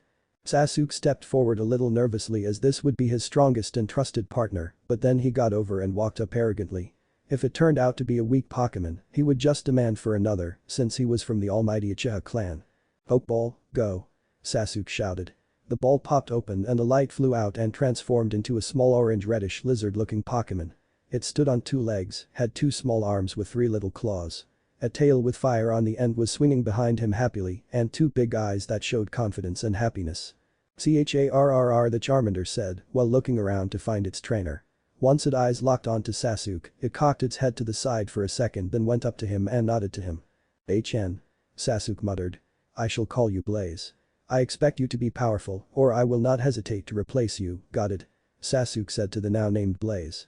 In the corner, Naruto could only sigh while rubbing his temples, thinking good god, such a arrogant one has a Pokemon, I swear if he asks for a fight, I will chop him in the throat. Char. Blaze said, while giving him a salute that signaled sir, yes sir. As Blaze wanted to be the strongest fire type in the world. But that all said and done, Sasuke grabbed his Pokédex and stepped back to either Kiba or Ino could get their Pokemon next. Kiba, please step forward. I must admit, I am surprised about your choice, I bet your mother and sister are furious. Prof. Oak said while chuckling, which made 3 of the 4 occupants also in the room confused. Haha. Yup, Ka-san and Ni-chan threatened to neuter me for doing this, but bah. Everything has to change eventually. And I will not be sorry either, was about time. Kiba said while laughing. Kiba could only smirk as this would confuse the other people, maybe even impress the blonde kid in the corner. Pokeball, go. Kiba threw the Pokeball and smiled as it formed into a Pokemon laying on the ground with a sleepy looking face, a big pink nose, with clawed feet and hands, with one hand scratching its head. Slack it said looking around tiredly before its eye laid on its trainer, before sighing. It seemed to gain a semi-energetic trainer, which was good and bad, as it wanted to be a strong Vigoroth and then finally a titan of a Slaking. It stood up tiredly and walked over to its trainer slowly before laying back down. Kiba smirked as Prof. Oak chuckled and the Yamanaka girl and Uchiha had gaping jaws. But he was a little sad that the so-called genius of the Namikaze Uzumaki house was howling in laughter. He couldn't help but blush a little bit as the blonde-haired genius was rolling around with tears in his eyes. Hahaha. That was great. Oh Arceus. I can hear it now. Soon Sama will be calling Ka-chan to complain. Hahaha. Oh Kiba. I will have to keep my eye on you. You will make this journey interesting, I can tell. Naruto said while still laughing like a maniac. That was priceless. The blonde thought. Kiba couldn't help but blush deeper under the praise the resident genius gave out. Thanks, I like our tradition and all, but we need change. Plus, I like the Slacketh line, then again my best friend is a Naruto. After watching the blonde genius laugh and then watch as Ino giggled, Kiba decided to return Slacketh to his ball, promising to let him out down the road and nickname him later, much to his Pokemon's happiness, and grabbed his Pokédex quickly before moving back in line. I know I must say this Pokemon intrigued me especially for someone of your status also due to what your family is famous for Prof. Oak said while sighing, he couldn't help but think for being clan heirs and heiresses, Ino and Kiba went totally different directions. Thank you Prof. Oak I got the idea after reading Narukun's paper. Ino said while smiling at both Prof. Oak and Naruto. Naruto couldn't help but have a massive sweat drop while thinking shit, I already got a fangirl who has given me a nickname, I hope she doesn't bug me about traveling together granted she is beautiful, I just want to travel alone. Goo. Pokeball. Ino said while throwing the Pokeball in the air. After it hit the ground a light popped out and started to materialize the shape of a small elephant. It was a small blue Pokemon with a long nose, it had 4 legs with one small claw on each end to help dig into the dirt. On its ears and nose, it had a red line going across that looked like padding. It looked around curiously before finding its trainer and ran up to her while rubbing her leg against her trainer's legs. Fawn. Fanpi. Fan. It said happily while rubbing herself against her future trainer. Moo. You're so kawaii Ino squealed while picking up her Fanpi and hugging it to her chest while squealing like a schoolgirl. We are going to be a great team my cute little Haim. Yup. I shall call you Haim. My papa calls me his Haim and you will be my Haim. What do you think Fanpi? Ino said while smiling down at her Pokemon. Fawn. Fanpi. It said while nodding her head happily. She could already tell she would love her future trainer. Haha. Oh man. First Kiba and now Ino. This is great. So different from what both your clans use. I love it. Naruto said while crying and holding his ribs. Ufu I am glad you like it Narukun. I got the idea after reading your paper. Well my clan is known for both grass and psychic types, I wanted to go a different route but also having something great to help when I finally start my dream. Thus a ground type. I asked Papa, who asked his friend who is the head of the Akimichi clan who specialize in big and strong Pokemon for a Fanpi or Geodude and I happened to have bonded with my Haim here during that time. Ino said while smiling and petting her new Pokemon. I see. I am happy to see 2 people who are willing to go a different route than clan traditions. You 2 will definitely be interesting to read about, I can't wait. Naruto said while smiling at both Kiba and Ino who both blushed lightly under his praise. Alright now that you all have a Pokédex, here is some spare Pokeballs. I wish you 3 luck in the future. And I know you will do me and your clans proud. I hope you 3 stay safe and have a great journey. Prof. Oak said before turning to me. Naruto-kun, after they leave give me a few minutes to tell Tracy and Konohamaru to start feeding the Pokemon in the corral. Okay. Sure, Gigi. I don't mind waiting. Naruto said towards Prof. Oak. Then decided to turn to the 3 and give them some wisdom. Like Gigi said, I hope you 3 stay safe and have a fun-filled journey. But don't let failure discourage you. Failure is what helps bring you towards goals and ultimately your dream. Don't let your clan or anyone tell you what you have to do. It is your life. You decide what you want to do. If they don't like it, well screw them. If they say you can't accomplish it, tell them to fuck off. It is not how and where you start. It is what you do, how you do it, and ultimately, how and where you finish at the end of your journey. If you can look back and say truthfully you have no regrets, it doesn't matter if your clan or parents disagree with you. You know in your heart that you accomplished everything you wanted to do. So don't let some tradition or clan hold you back. Do you and you will be eternally happy. Naruto said sagely towards the 3 rookies, even if he was one himself. He was wise beyond his age. He just smiled while looking towards the rookies that had their jaws on the floor with star-filled eyes. Thank you, Naruto-sensei. The 3 said, while smiling. Naruto smiled before patting each one on the head and wishing them luck one more time before watching them rush out the door to start their journey. After a few minutes of waiting, Prof. Oak came back in and waved Naruto to follow him to the Pokemon Holding Center. It was the spot where they held every Pokemon trainer's Pokeballs. Third Pav End. Naruto Pav. After following the old man into the holding center, I couldn't believe me eyes on the sheer amount of Pokeballs that were in here, had to be thousands Arceus I am surprised Team Rocket or someone greedy hasn't broken in here yet. Ah, I see you are shocked about the number of Pokeballs. Well at best only 200 Pokemon are outside in the ranch, the rest here are either empty or Pokemon that rarely get allowed out due to their nature. Follow me through this door Naruto, it has about 30 Pokeballs in here from recent captures, released Pokemon from trainers that gain a grudge and attack people, and trainers who got arrested for poke abuse. I also have some that are just too wild at the moment hopefully you can find one that fits you greatly. Prof. Oak said. I am sure I will Gigi. I hate trainers who dare abandon and abuse Pokemon if they think the Pokemon is weak, it is due to a trainer's poor teaching skill. Each Pokemon can be strong. It makes me sick to think I might meet some of these people. I said while having a disgusted face on. I have heard of many cases of abuse and abandonment and it always pissed me off to no end. If you can't handle a Pokemon, then don't get one. It is as simple as that, but no. They have to prove they are big and bad and then get in over their head until they run to their mama. Well, here were our Naruto, I have 5 Pokemon you can choose from. But I must say that I am surprised you don't already have a Pokemon, especially since you saved Persian and her 4 kittens, I am sure one would have loved to come with you. Prof. Oak said while looking around for the 5 Pokeballs. Ah, about that. Menma and Cynthia took the shiny one as a house pet, Gigi and Abachan took a Meowth, also after Gigi's Persian passed away due to old injury, one is probably being kept for Narumi. And Persian is fine just lazing around and protecting the house if need be, she tired of poke battles. I said while sighing, originally I wanted a Meowth, but shit just didn't work out. Gardevoir offered to come with me as a starter, but she already too powerful, so that left me with waiting to see what these 5 Pokemon are. Well, here we go Naruto. Prof. Oak said while tossing all 5 Pokeballs in there and we watched as the lights died down.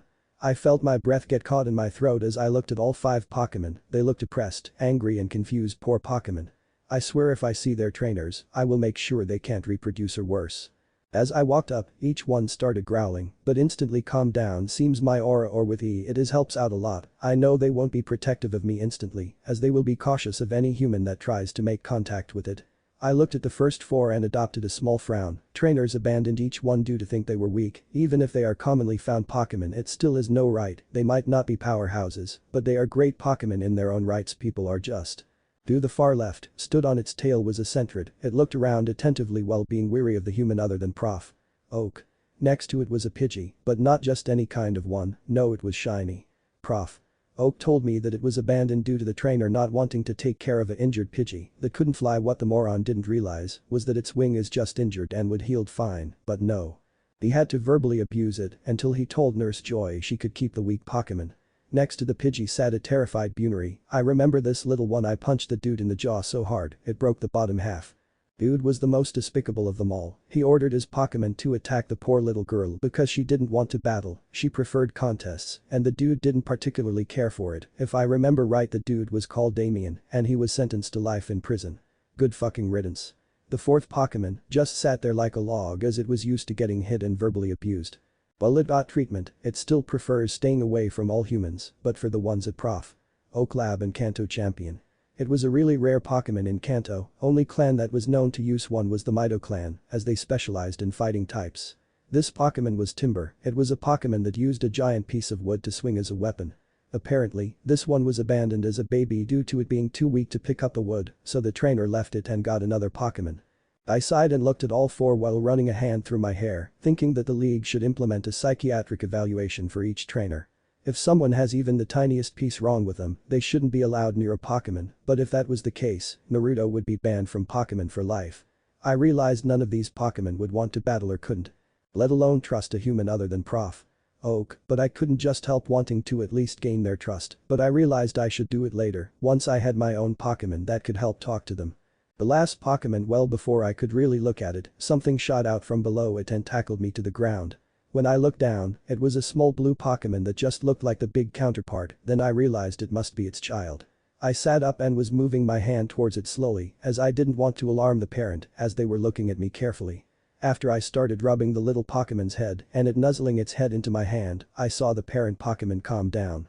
After a few minutes of playing, the parent came over and sized me up before snorting at me and holding out its hand. I decided to put my hand on top of its and then the little one put its hand on top of mine and something amazing happened.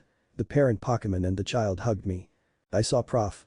Oak gasp and gaping at me before just sighing and shaking his head while chuckling before saying, "I shouldn't be surprised by anything you do my boy, especially with its child literally forming a bond with you instantly, no one other than me could get near her due to her being overprotective of the child. And I could only get close enough to lay down food and water, but I guess she trusts you since the young one came to you. My boy, I think you found your first Pokemon. A good one if I do say so myself, they are extremely rare in Kanto. Only a few are found and they are in the Safari Zone." I laughed while dusting my clothes off before turning to the parent and her young after learning it was a female Pokemon. I rubbed the little one's head before doing the same to the parent a bit hesitantly as I didn't want to scare or provoke her. But she also nuzzled into my touch happily before hugging me again. "Arceus. She is strong. She let me down before putting her into a pouch before pointing to a pokeball then me. Haang. Kan. Kan. Kang. It said while smiling at me happily. Ho ho. She has chosen you my boy. I read somewhere it's the young who chooses the trainer and if they feel threatened well either they leave or attack few. Good thing that didn't happen, I wouldn't want Kashina coming here in rage. Prof. Oak said while putting a hand over his heart. I laughed before I decided to use a pokeball I got while in Unova last year while visiting the family while doing some work for Juniper. It was a friend ball, it makes a Pokemon happiness raise faster and make them more friendly overall. I put it in my hand and held it towards Kangaskhan before smiling at her. I would be honored to have you as my Pokemon Kangaskhan. I promise to protect both you and your child. I promise to make us the strongest team around. What do you say? I said while smiling. Haang. Kan. They both said, nodding happily before the mother touched the dot in the middle of the pokeball and got sucked in without a fight. After a few seconds it dinged to let me know I caught her, I couldn't help but smile and jump.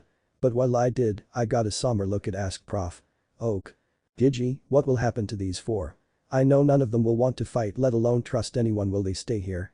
Or get released? I saw Prof. Oak gain a sad smile while looking at the other four Pokemon who were staring at him also. I have no idea my boy, if they get along with the others I will gladly let them stay, but worst case they will be put back in the wild. But honestly, I plan to keep them as my own Pokemon even if I am old. Each one is a great species to study even if not in their natural habitat and hopefully I can cure them of the mistrust and give them a trainer that I believe they ultimately deserve. Not let some clan paid twit just give them it and hope for the best. Prof. Oak said in conviction. All the Pokemon gained teary eyes and hugged him.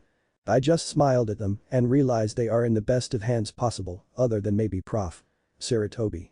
I bent down and kissed Bunary on her head, which caused her to cover her face with her ears. And told her to be good for the old man, as I know she can be a prankster which made her go hide. Yufufu. I would so ask her to join me, but I don't plan to do contests. I just hope she finds the trainer she deserves. After 10 minutes of talking to Prof. Oak about what I plan to do and where I would go research and the likes, I didn't know this was a cover-up, so my family could set up a small going-away party in the living room. After walking back into the room, I noticed it was dark and wondered why the lights were off before they got turned on and my family jumped out screaming surprise. Which made me yelp and hide behind Oak Gigi. Moo. Meanies. I smiled when a small red blur tackled me in the gut. It turned out to be my youngest sister Narumi. Such a kawaii sibling, looked just like mom and dad combined such scary genetics. I looked around and actually saw the entire family surprise. I bet Lorelei and Flannery only came for Narumi bitches. As soon as I got up Menma grabbed me and threw me into a three-way hug with him and Cynthia who were both weeping with sadness what the fuck. Ooh. Cynthia dear. He is leaving. Moo. I can't let my littlest brother go into the world all alone. I know. I will let Arcanine go with him, she will keep him out of trouble. Menma said before getting slapped on the head by his wife Cynthia before she cried even more. No, you baka. We will both follow him from the never mind. I will make Garchomp tail him. I dare some hussy to try and trick him or some sick perverted male hehe.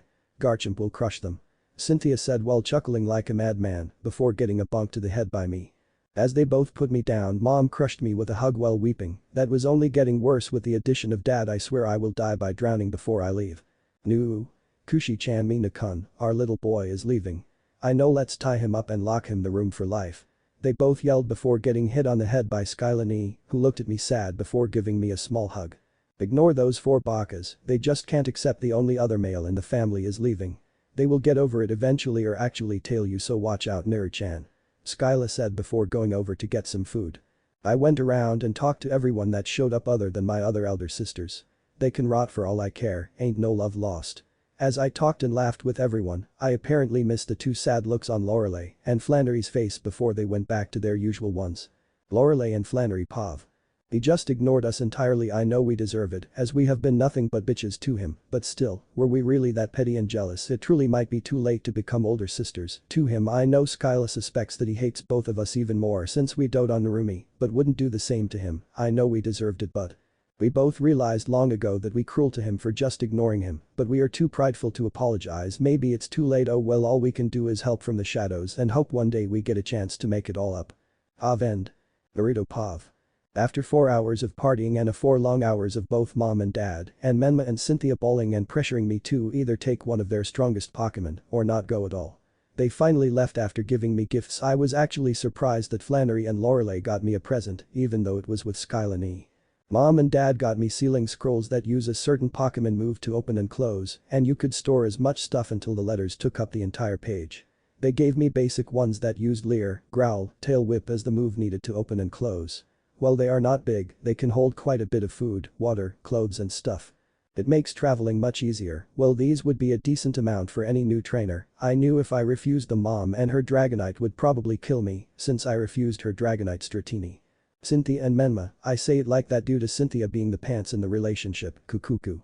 They got me a set of TM, and due to the fact they are both Frontier Brain and Champion, they are usable as many times as possible. Not even clan children can get this unless they are sponsored by a champion or frontier leader, which is pretty much 0 to none. Shouldn't look a gift horse in the mouth. While they are not extremely powerful moves, they are great in their own right. The TMs were Protect, Rain Dance, Return, Dig, and Thunder Wave. I will make sure to use these moves like no one else.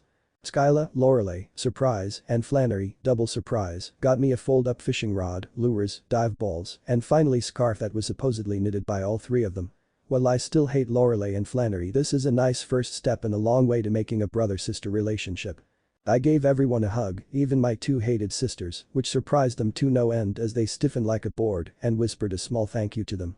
And waved as they left, while my parents kept yelling they would see me soon. I sure hope they don't stalk me. I helped Prof.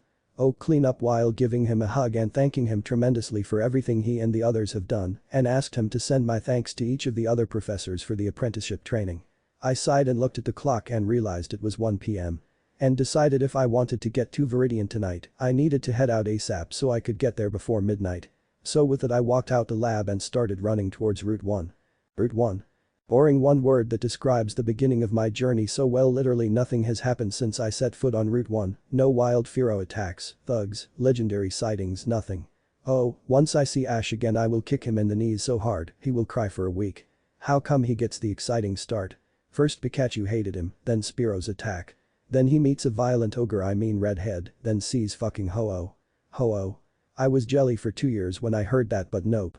Nothing extraordinary happens for me. Oh well, guess I will take a break at this small river and get to know Kangaskhan some more. After a few minutes of gathering some wood and making a small fire pit, I decided to take out a few sealing scrolls and make dinner for the next few days. Yufufu. I kind of cheated already.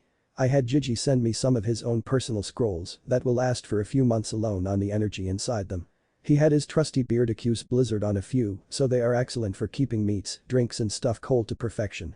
I started to cook hamburger, beans and such, thus combining it to make my famous chili. It has the tastiness of a fruit from the Pokemon Tropius and the hotness of a Macargo. It's perfection. After making sure everything was combined right, I let it cook while setting out Pokemon food I made specifically for normal types. I added a few crushed up Oran berries and a slice each of Enigma berry.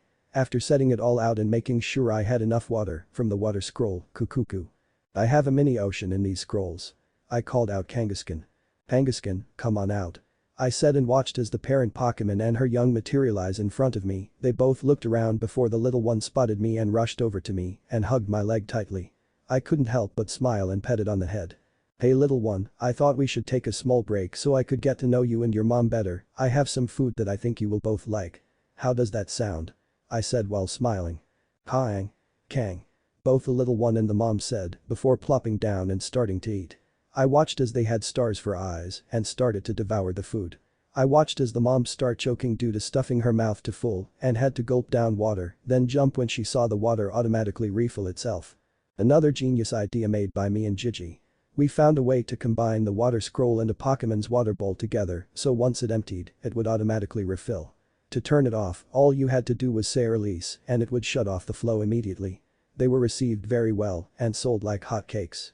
I mean very, very fast. Celadon, Goldenrod and Lilycove City all sold out in the first day. Gigi and Abba-chan were the ones who helped me with the concept and the testing. While I did the negotiations on the distribution and price. A lot of corporations wanted to pay an arm and a leg but only have it available to sponsored trainers. I literally left as soon as they said that until I came across the perfect place. It was in the Orange Archipelago. It was a small company with around 20 to 25 employees who specialized in the sealing scrolls. They were having extreme difficulties due to the Uchiha Core Devon Corporation and Hyuga Industries all monopolize a certain area of the sealing scrolls. They were about to go out of business until me and Gigi showed up as he got information on them from his friend Hanzo, who is also the Orange League champion. He told us about how they supplied the majority of the sealing scrolls to trainers in the Orange Islands due to it not being part of the Pokemon League, so almost 95% of all the trainers were independent. When I heard how they would sell strong scrolls for literally half the price of regular cost so that the independent trainers could flourish, I immediately told them of my scroll, and bam. They blew up and became a big presence in the poke world. A lot of corporations wanted to buy them out so they could find out how they made the scroll, but they refused to, since they would just make it sponsored trainer only, and they hated it as each one of its employees all started out as independent trainers, since they either came from the Orange Islands or were one of the few who lived in small towns. Or no one wanted to sponsor what they felt like were lost causes. I bet they are weeping in shame now. But enough of that. I watched as the young Kangaskhan played around the area while her mother watched over her. Instantly I realized I haven't scanned them with the Pokédex. I face-palmed myself while thinking fuck I am an idiot, which just caused both Kangaskhan's look at me with confusion, but I waved them off. Haha, I totally forgot to scan you two girls with the Pokédex. Afterwards I plan to give you both a name. That okay? I said while hoping they would be fine with it. And they did, as they both nodded their head happily. Kangaskhan. The parent Pokemon, it raises its offspring in its belly pouch.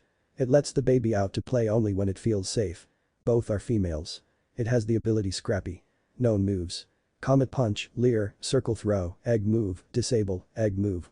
I whistled while looking at their moves. Well, not a powerhouse yet, the mother will be in time. The young one will probably leave before it gets strong enough to train. As I read in a book that after a certain amount of time, the young of its species will leave the parent and venture off on its own. It's the reason why the Pokeball only considers the mother the captured Pokemon instead of it being two different Pokeballs. While I probably won't be able to teach it any moves, I can increase its speed and power a bit before it leaves. I figure I have about the time of the start of the Indigo League before the little one decides to leave. I sigh a bit and start thinking of names for both the parent and the young. I honestly don't know how long I just sat staring at them both before deciding.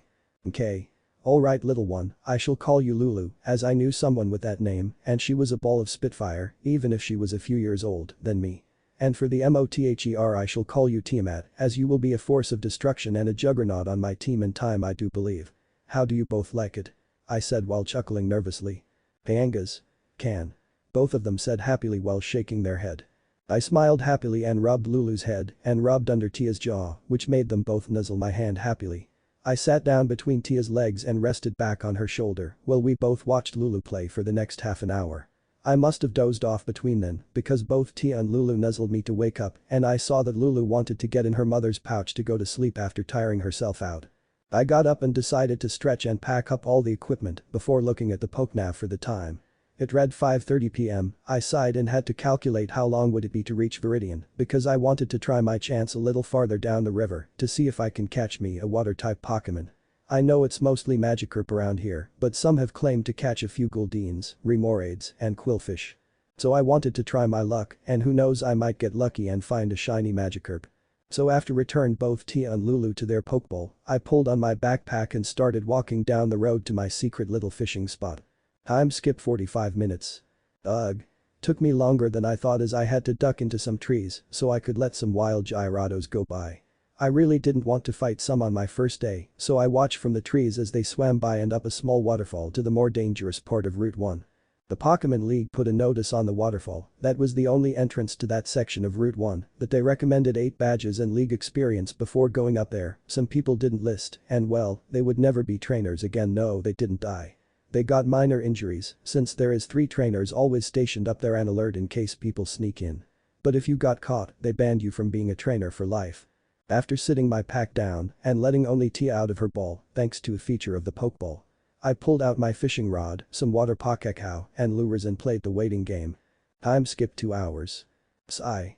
Nothing really spectacular in these past 2 hours. I have caught a decent amount of Magikarps that are pretty big for the species. But I let them go with some Pokemon food while wishing them a great day.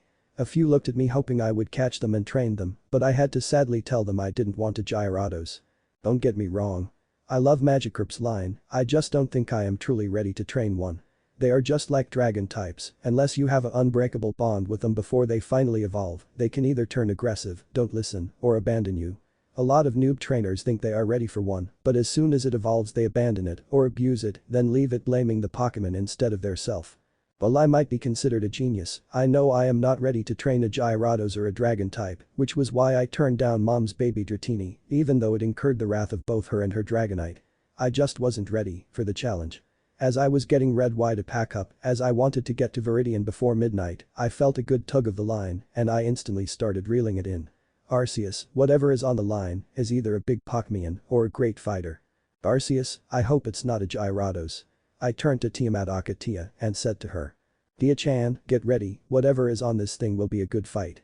I just hope it isn't a Gyarados, because I will abandon all the stuff here and run. It is not worth the risk. I said to her seriously. I watched as she tensed up and got ready. She hit her chest while grunting her name. Hanging. Con. After like 5 more minutes of fighting with it, I finally yelled and pulled the road up and watched as the Pokemon jumped out the water and onto the land. All I could do was stare at it, as I never would have figured it would be in Kanto. We literally stared at each other and blinked for 10 minutes before tilting its head to the side and looked around before saying its name. Hwag. It said confusingly. I watched as it looked at me, Tia-chan, then back to me, before narrowing its eyes and shooting a water gun that drenched my face. As I was growling and wiping my face off, I saw it laugh and dart into the water and swam away. Damn you Quagsire, I shall have my revenge. I sighed and watched as Tia laughed before stomping over to me to make sure I was okay. Ha-ang. Con. It's okay girl, I kind of deserved it, most Quagsires I have met are pranksters. I was shocked that one was in Kanto waters though, they usually stayed at Johto. I said while scratching under her jaw. After a few minutes of making Tia putty in my hands, I decided to return her and pack up the rod and decided to head down the road. I really wanted to get to Viridian now. I was wet and little cold as it was getting windy, which is usually the signs of a storm in Pallet. Since it was winter, I had 30 Pokettlers. It was going to either freezing rain or snow. After 45 minutes of walking, I got my answer as it started to snow a bit heavy when I stared to see the lights of Viridian City. I stopped and put on my scar and beanie before zipping my jacket all the way up and throwing the hood off before picking up the pace to Viridian City. After another 10 minutes of walking, I started to regret of taking the time to not check the weather before fish, but I could have swore when I checked the weather before I left earlier that there shouldn't be any storm for quite a while. After wondering why a freak storm was happening, I was snapped out of my thought when I heard the plants make a noise and heard a really low sound. It sounded like it was in pain and cold, so I decided to walk over towards the bushes and move them apart, and I felt my heart clench at the sight. It was Ekans. It looked to be extremely injured and cold from the shivering I saw. What made me really sad was that I seemed to be injured due to its own kind. Maybe due to that this Ekans was smaller than average and shiny. Instead of the regular purple body and goldish patterns, its body is green instead. It lifted its head up and looked at me before its head falling back down. I realized that if I left the Ekans here, it would die. Due to it being a snake Pokemon, they can't deal with the cold at all. It must have been too injured to either find a tree or dig its own hole to get some warmth. I thought of what to do and knew that I couldn't just catch it, so I did something stupid. If it wanted to attack me afterwards, it could and wouldn't be able to do anything. I put my pack down really quick and pulled out a few orange berries and a whole Enigma berry. I knelt down and picked up Ekans' head, which made it tense up for a second before relaxing. Dear little one, I need you to eat these, okay? The orange berries will give you some strength back and the Enigma will make you feel full. I said to it softly and watched as it swallowed all 3 berries full before gaining some energy back to curl up into its natural position, which had its rattle stick out and the rest of the body except head coiled together. It looked at me before nodding its head in thanks and saying its name. Hans, Ekans, it said happily, as its own kind and some trainers wanted it due to it being a different color than its species. Ekans, I know you have no reason to trust me, but even if you ate those berries, with those injuries, I don't think you could dig your own hole to escape this cold weather and snow. What I want you to do is coil yourself around my body so I can use the jacket to heat you up along with my own body heat, okay? I want to take you to Nurse Joy in Viridian City. She can check your injuries and release you once it's warmer, okay? I said to it, hoping Ekans understood that it could die out here in the next few hours if it doesn't get healed. The Ekans, I watched it said its name hesitantly before wrapping itself and slithering up my body slowly in case it thought I would attack. After having it coiled up completely with its head on my shoulder, I wrapped my scarf around its neck to give it some more warmth and tightened up my jacket extra tight while throwing up the hood and head off towards Viridian City as fast as possible. I wanted to get out of the semi-blizzard that came out of nowhere and get Ekans healed. Time skipped 2 hours, 10:28 p.m. It has been a brutal couple hours, I had to stop due to it getting damn near close zero and the wind and snow with a mixture of hail making visibility almost zero. I had to stop and throw on all my shirts, hoodie and jacket. Which made Eakins having to coil my bare torso so I could cover the now know her also so she could gain maximum heat. I also gave her a few more orange berries to help recover energy. But finally, we both made it. Cold, tired, wet, sleepy. But we made it. I walked towards the Pokemon Center like a zombie and almost collapsed at the front desk, but I was able to ask Nurse Joy for a room and for her to look after Eakins, which made her and Chansey step into overdrive as I told her we were out in the storm for the entire duration. She put Eakins on a stretcher and Chansey whirled her into the medical bay like a zoobit from hell. She told me to take a shower and check up on her in the morning, which I planned to do. So I dragged my feet to the room and changed into pajamas and a shirt and told Tia and Lulu through my pokeball I would let them out in the morning and blacked out on the bed while hoping Eakins was okay. Yawn. Man, I had a great sleep. What time is it? Shit. It's 10 AM. I got up and got dressed in a blur. I ran out the room while making sure I had my Pokédex with me and headed towards the lobby so I could get Eakins' details. Nurse Joy. How is Eakins? I asked Nurse Joy very fast. She is okay, would you like to see her? Only Chansey has been able to actually treat her, she won't let me or any of the interns get near her since she strikes at them. Nurse Joy says with a sad sigh. Sure, I said while stretching. I let out Tiamat and Lulu and we headed towards Eakins' room. I told them I would go in first, so I opened the door cautiously and went in and closed the door. I turned around and saw Eakins get into a striking position, but once I got into the light, it calmed down and looked at me happily. Next thing I know is a green blur and then my vision going black. Eakins wrapped itself around my head while tightening its grip, effectively cutting off my air supply. After a few minutes, I started tapping it to get her attention, which made her look down before releasing her grip while coiling around my torso while resting her head on my shoulder. She used her tongue to tickle my neck. Haha, cut it out girl. I squealed while rubbing her head.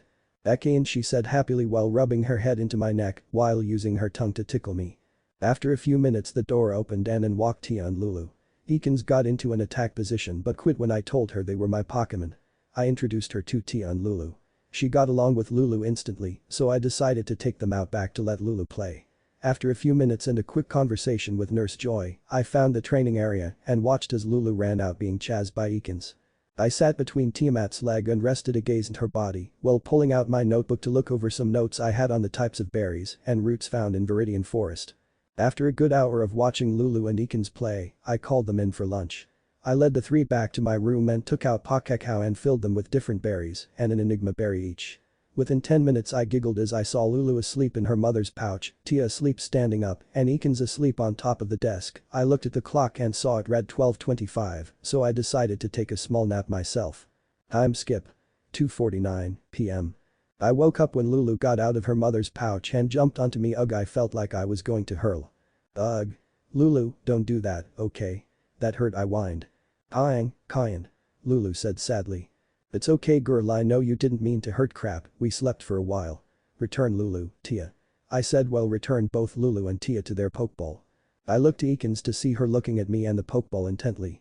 Before I could say anything, she used her tail end in a blur, tapped an empty pokeball on my belt and got sucked. All I could do was stare at it for a minute before realizing I caught Eakins. Well shit, I didn't expect that shit. I promised to call Prof.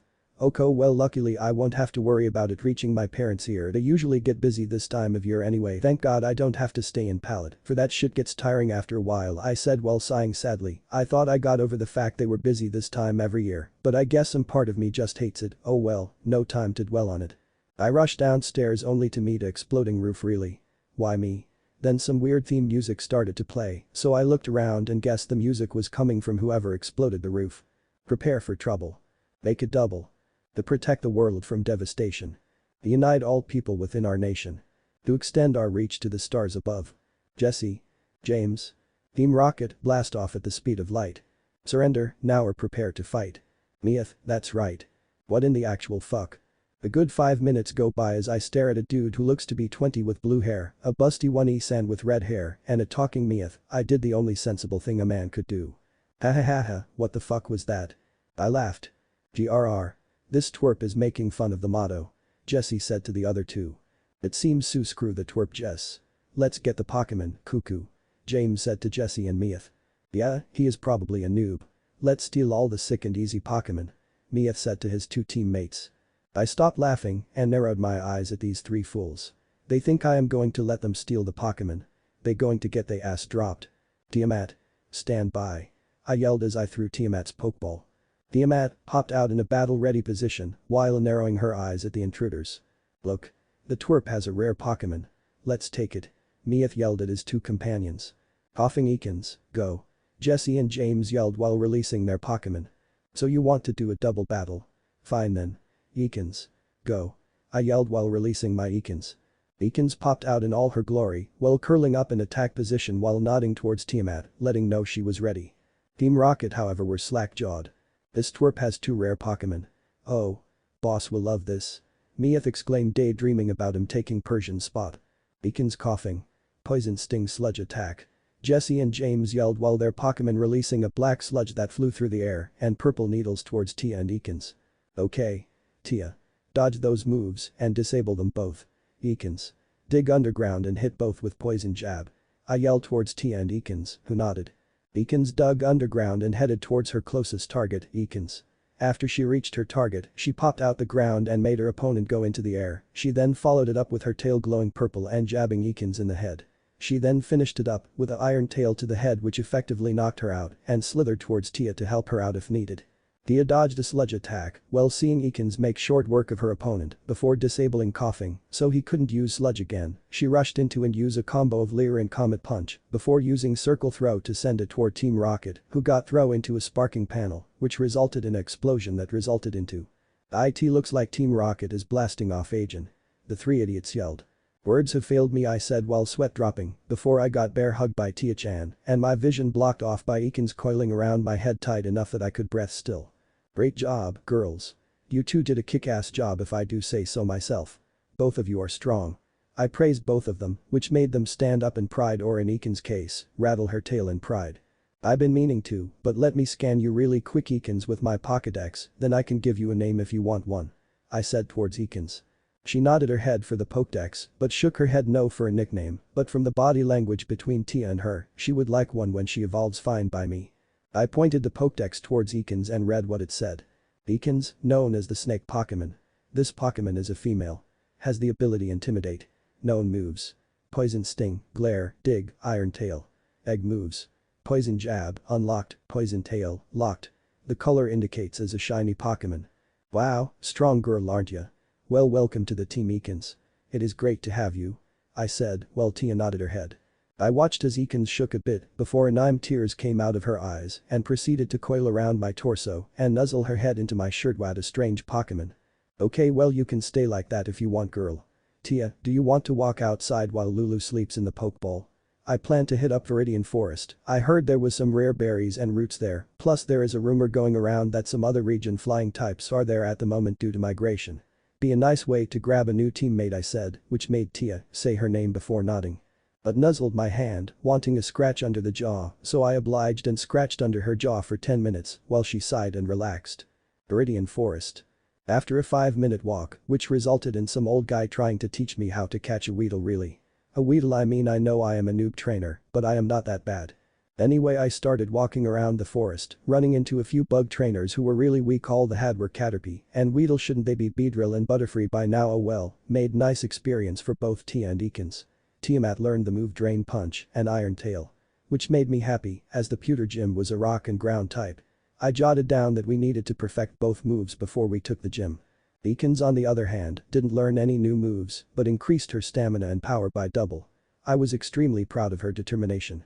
She even helped me search for berries, as she used to scavenge here for food when all the Rattata and Pidgey left.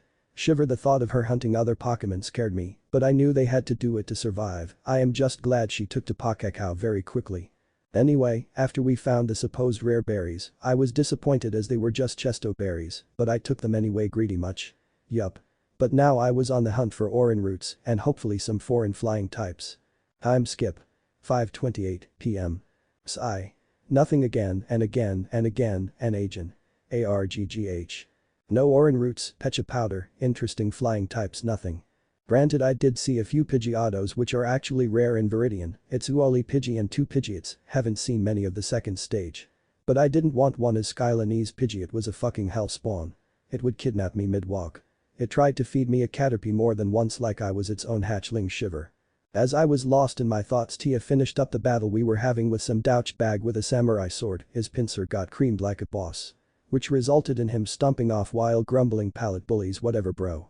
After deciding to take a break, I let out Tia, Lulu, and Ekans for lunch. I fixed some pakekao, water, jerky for both Tia and Lulu, and for Ekans a dead Rattata sai. I know I shouldn't be sad about it, but poor Rattata, Caterpie, and Weedle are easy pickings in Viridian. I guess I should pray that they went to a better place. Anyway, enough with the sad thought. I was on alert as Tia wouldn't let Lulu play, which meant we were being watched, but by what?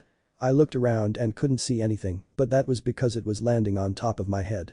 I felt my head go down an inch or two as something landed on my head and proceeded to peck at it. I watched as Ekans narrowed her eyes and started to rattle her tail before lunging at it, which caused the bird to fly off and make Ekans coil around my head while throwing her head up to look for her prey.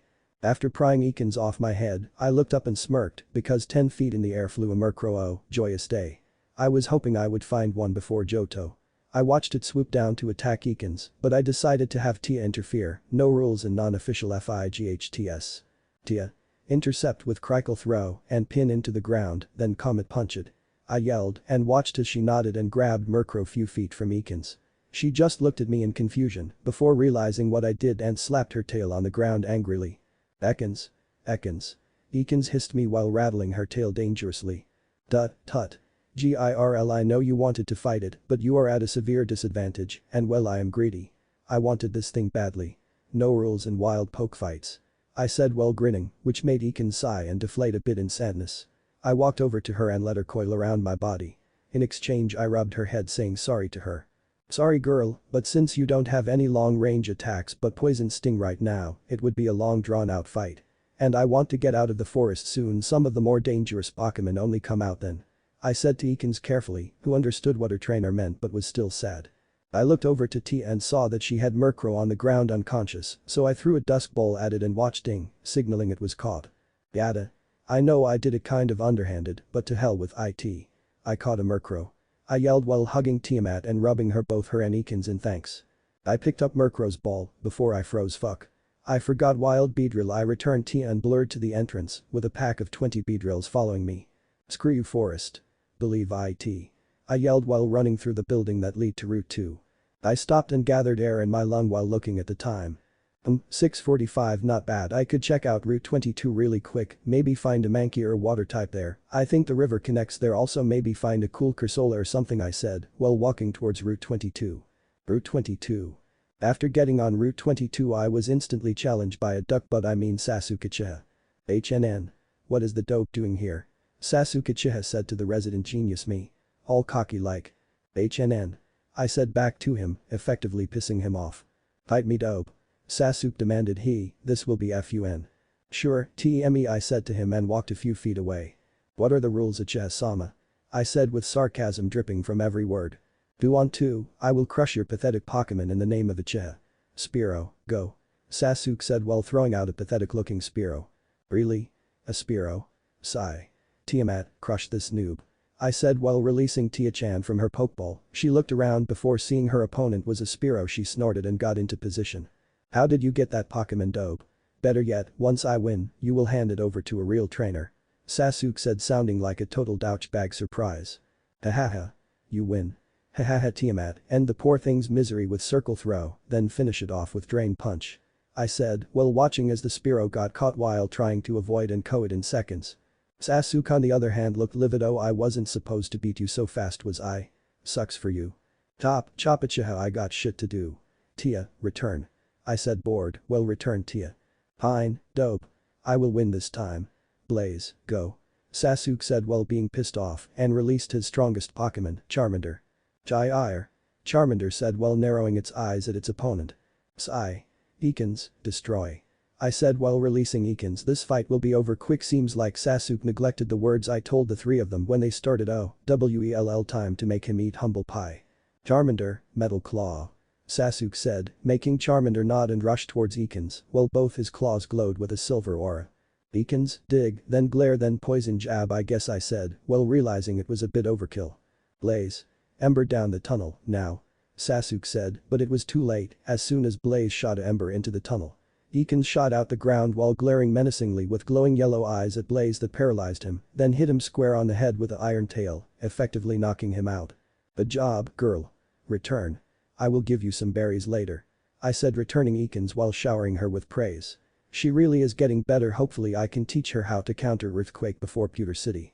"Damn it, Blaze, return useless Pokemon, all of them," Sasuke said while narrowing his eyes at his Pokeballs before falling to the ground from a punch to the face. "Look here, Uchiha, if I hear you call your Pokemon useless again, I will snap both of your arms so bad that you won't be able to use a Pokeball for life, understand?" I said, while the visage of a giant fox appeared behind me, making Sasuke piss himself while nodding his head like a blur. "Good boy, see you later, Sasuke," I yelled while walking back to the Pokemon Center in Viridian while thinking of ways to train both Tia and Ekans and also interacting with Murkrow. Hope it isn't too angry for that cheap shot, but hey. Life is life. Viridian City. Pokemon Center.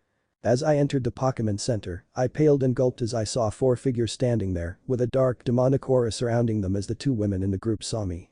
"Naruto dear, where the hell have you been? Why haven't you called?" I gulped at the 2 demonic women heading towards me. "HHH, hi Kas and Cynthia, ni IMSSSSSRE," I said before getting hit upside the head. The last thing I saw was dual dragons pop out of their Pokeballs before staring down at me with narrow eyes. "Shit, Draxana and Gara, they are going to be stalking me for months," were the last thoughts I had before I blacked out. What if neglected Naruto X Gardevoir Pokemon end here, and thanks for watching my video till the end.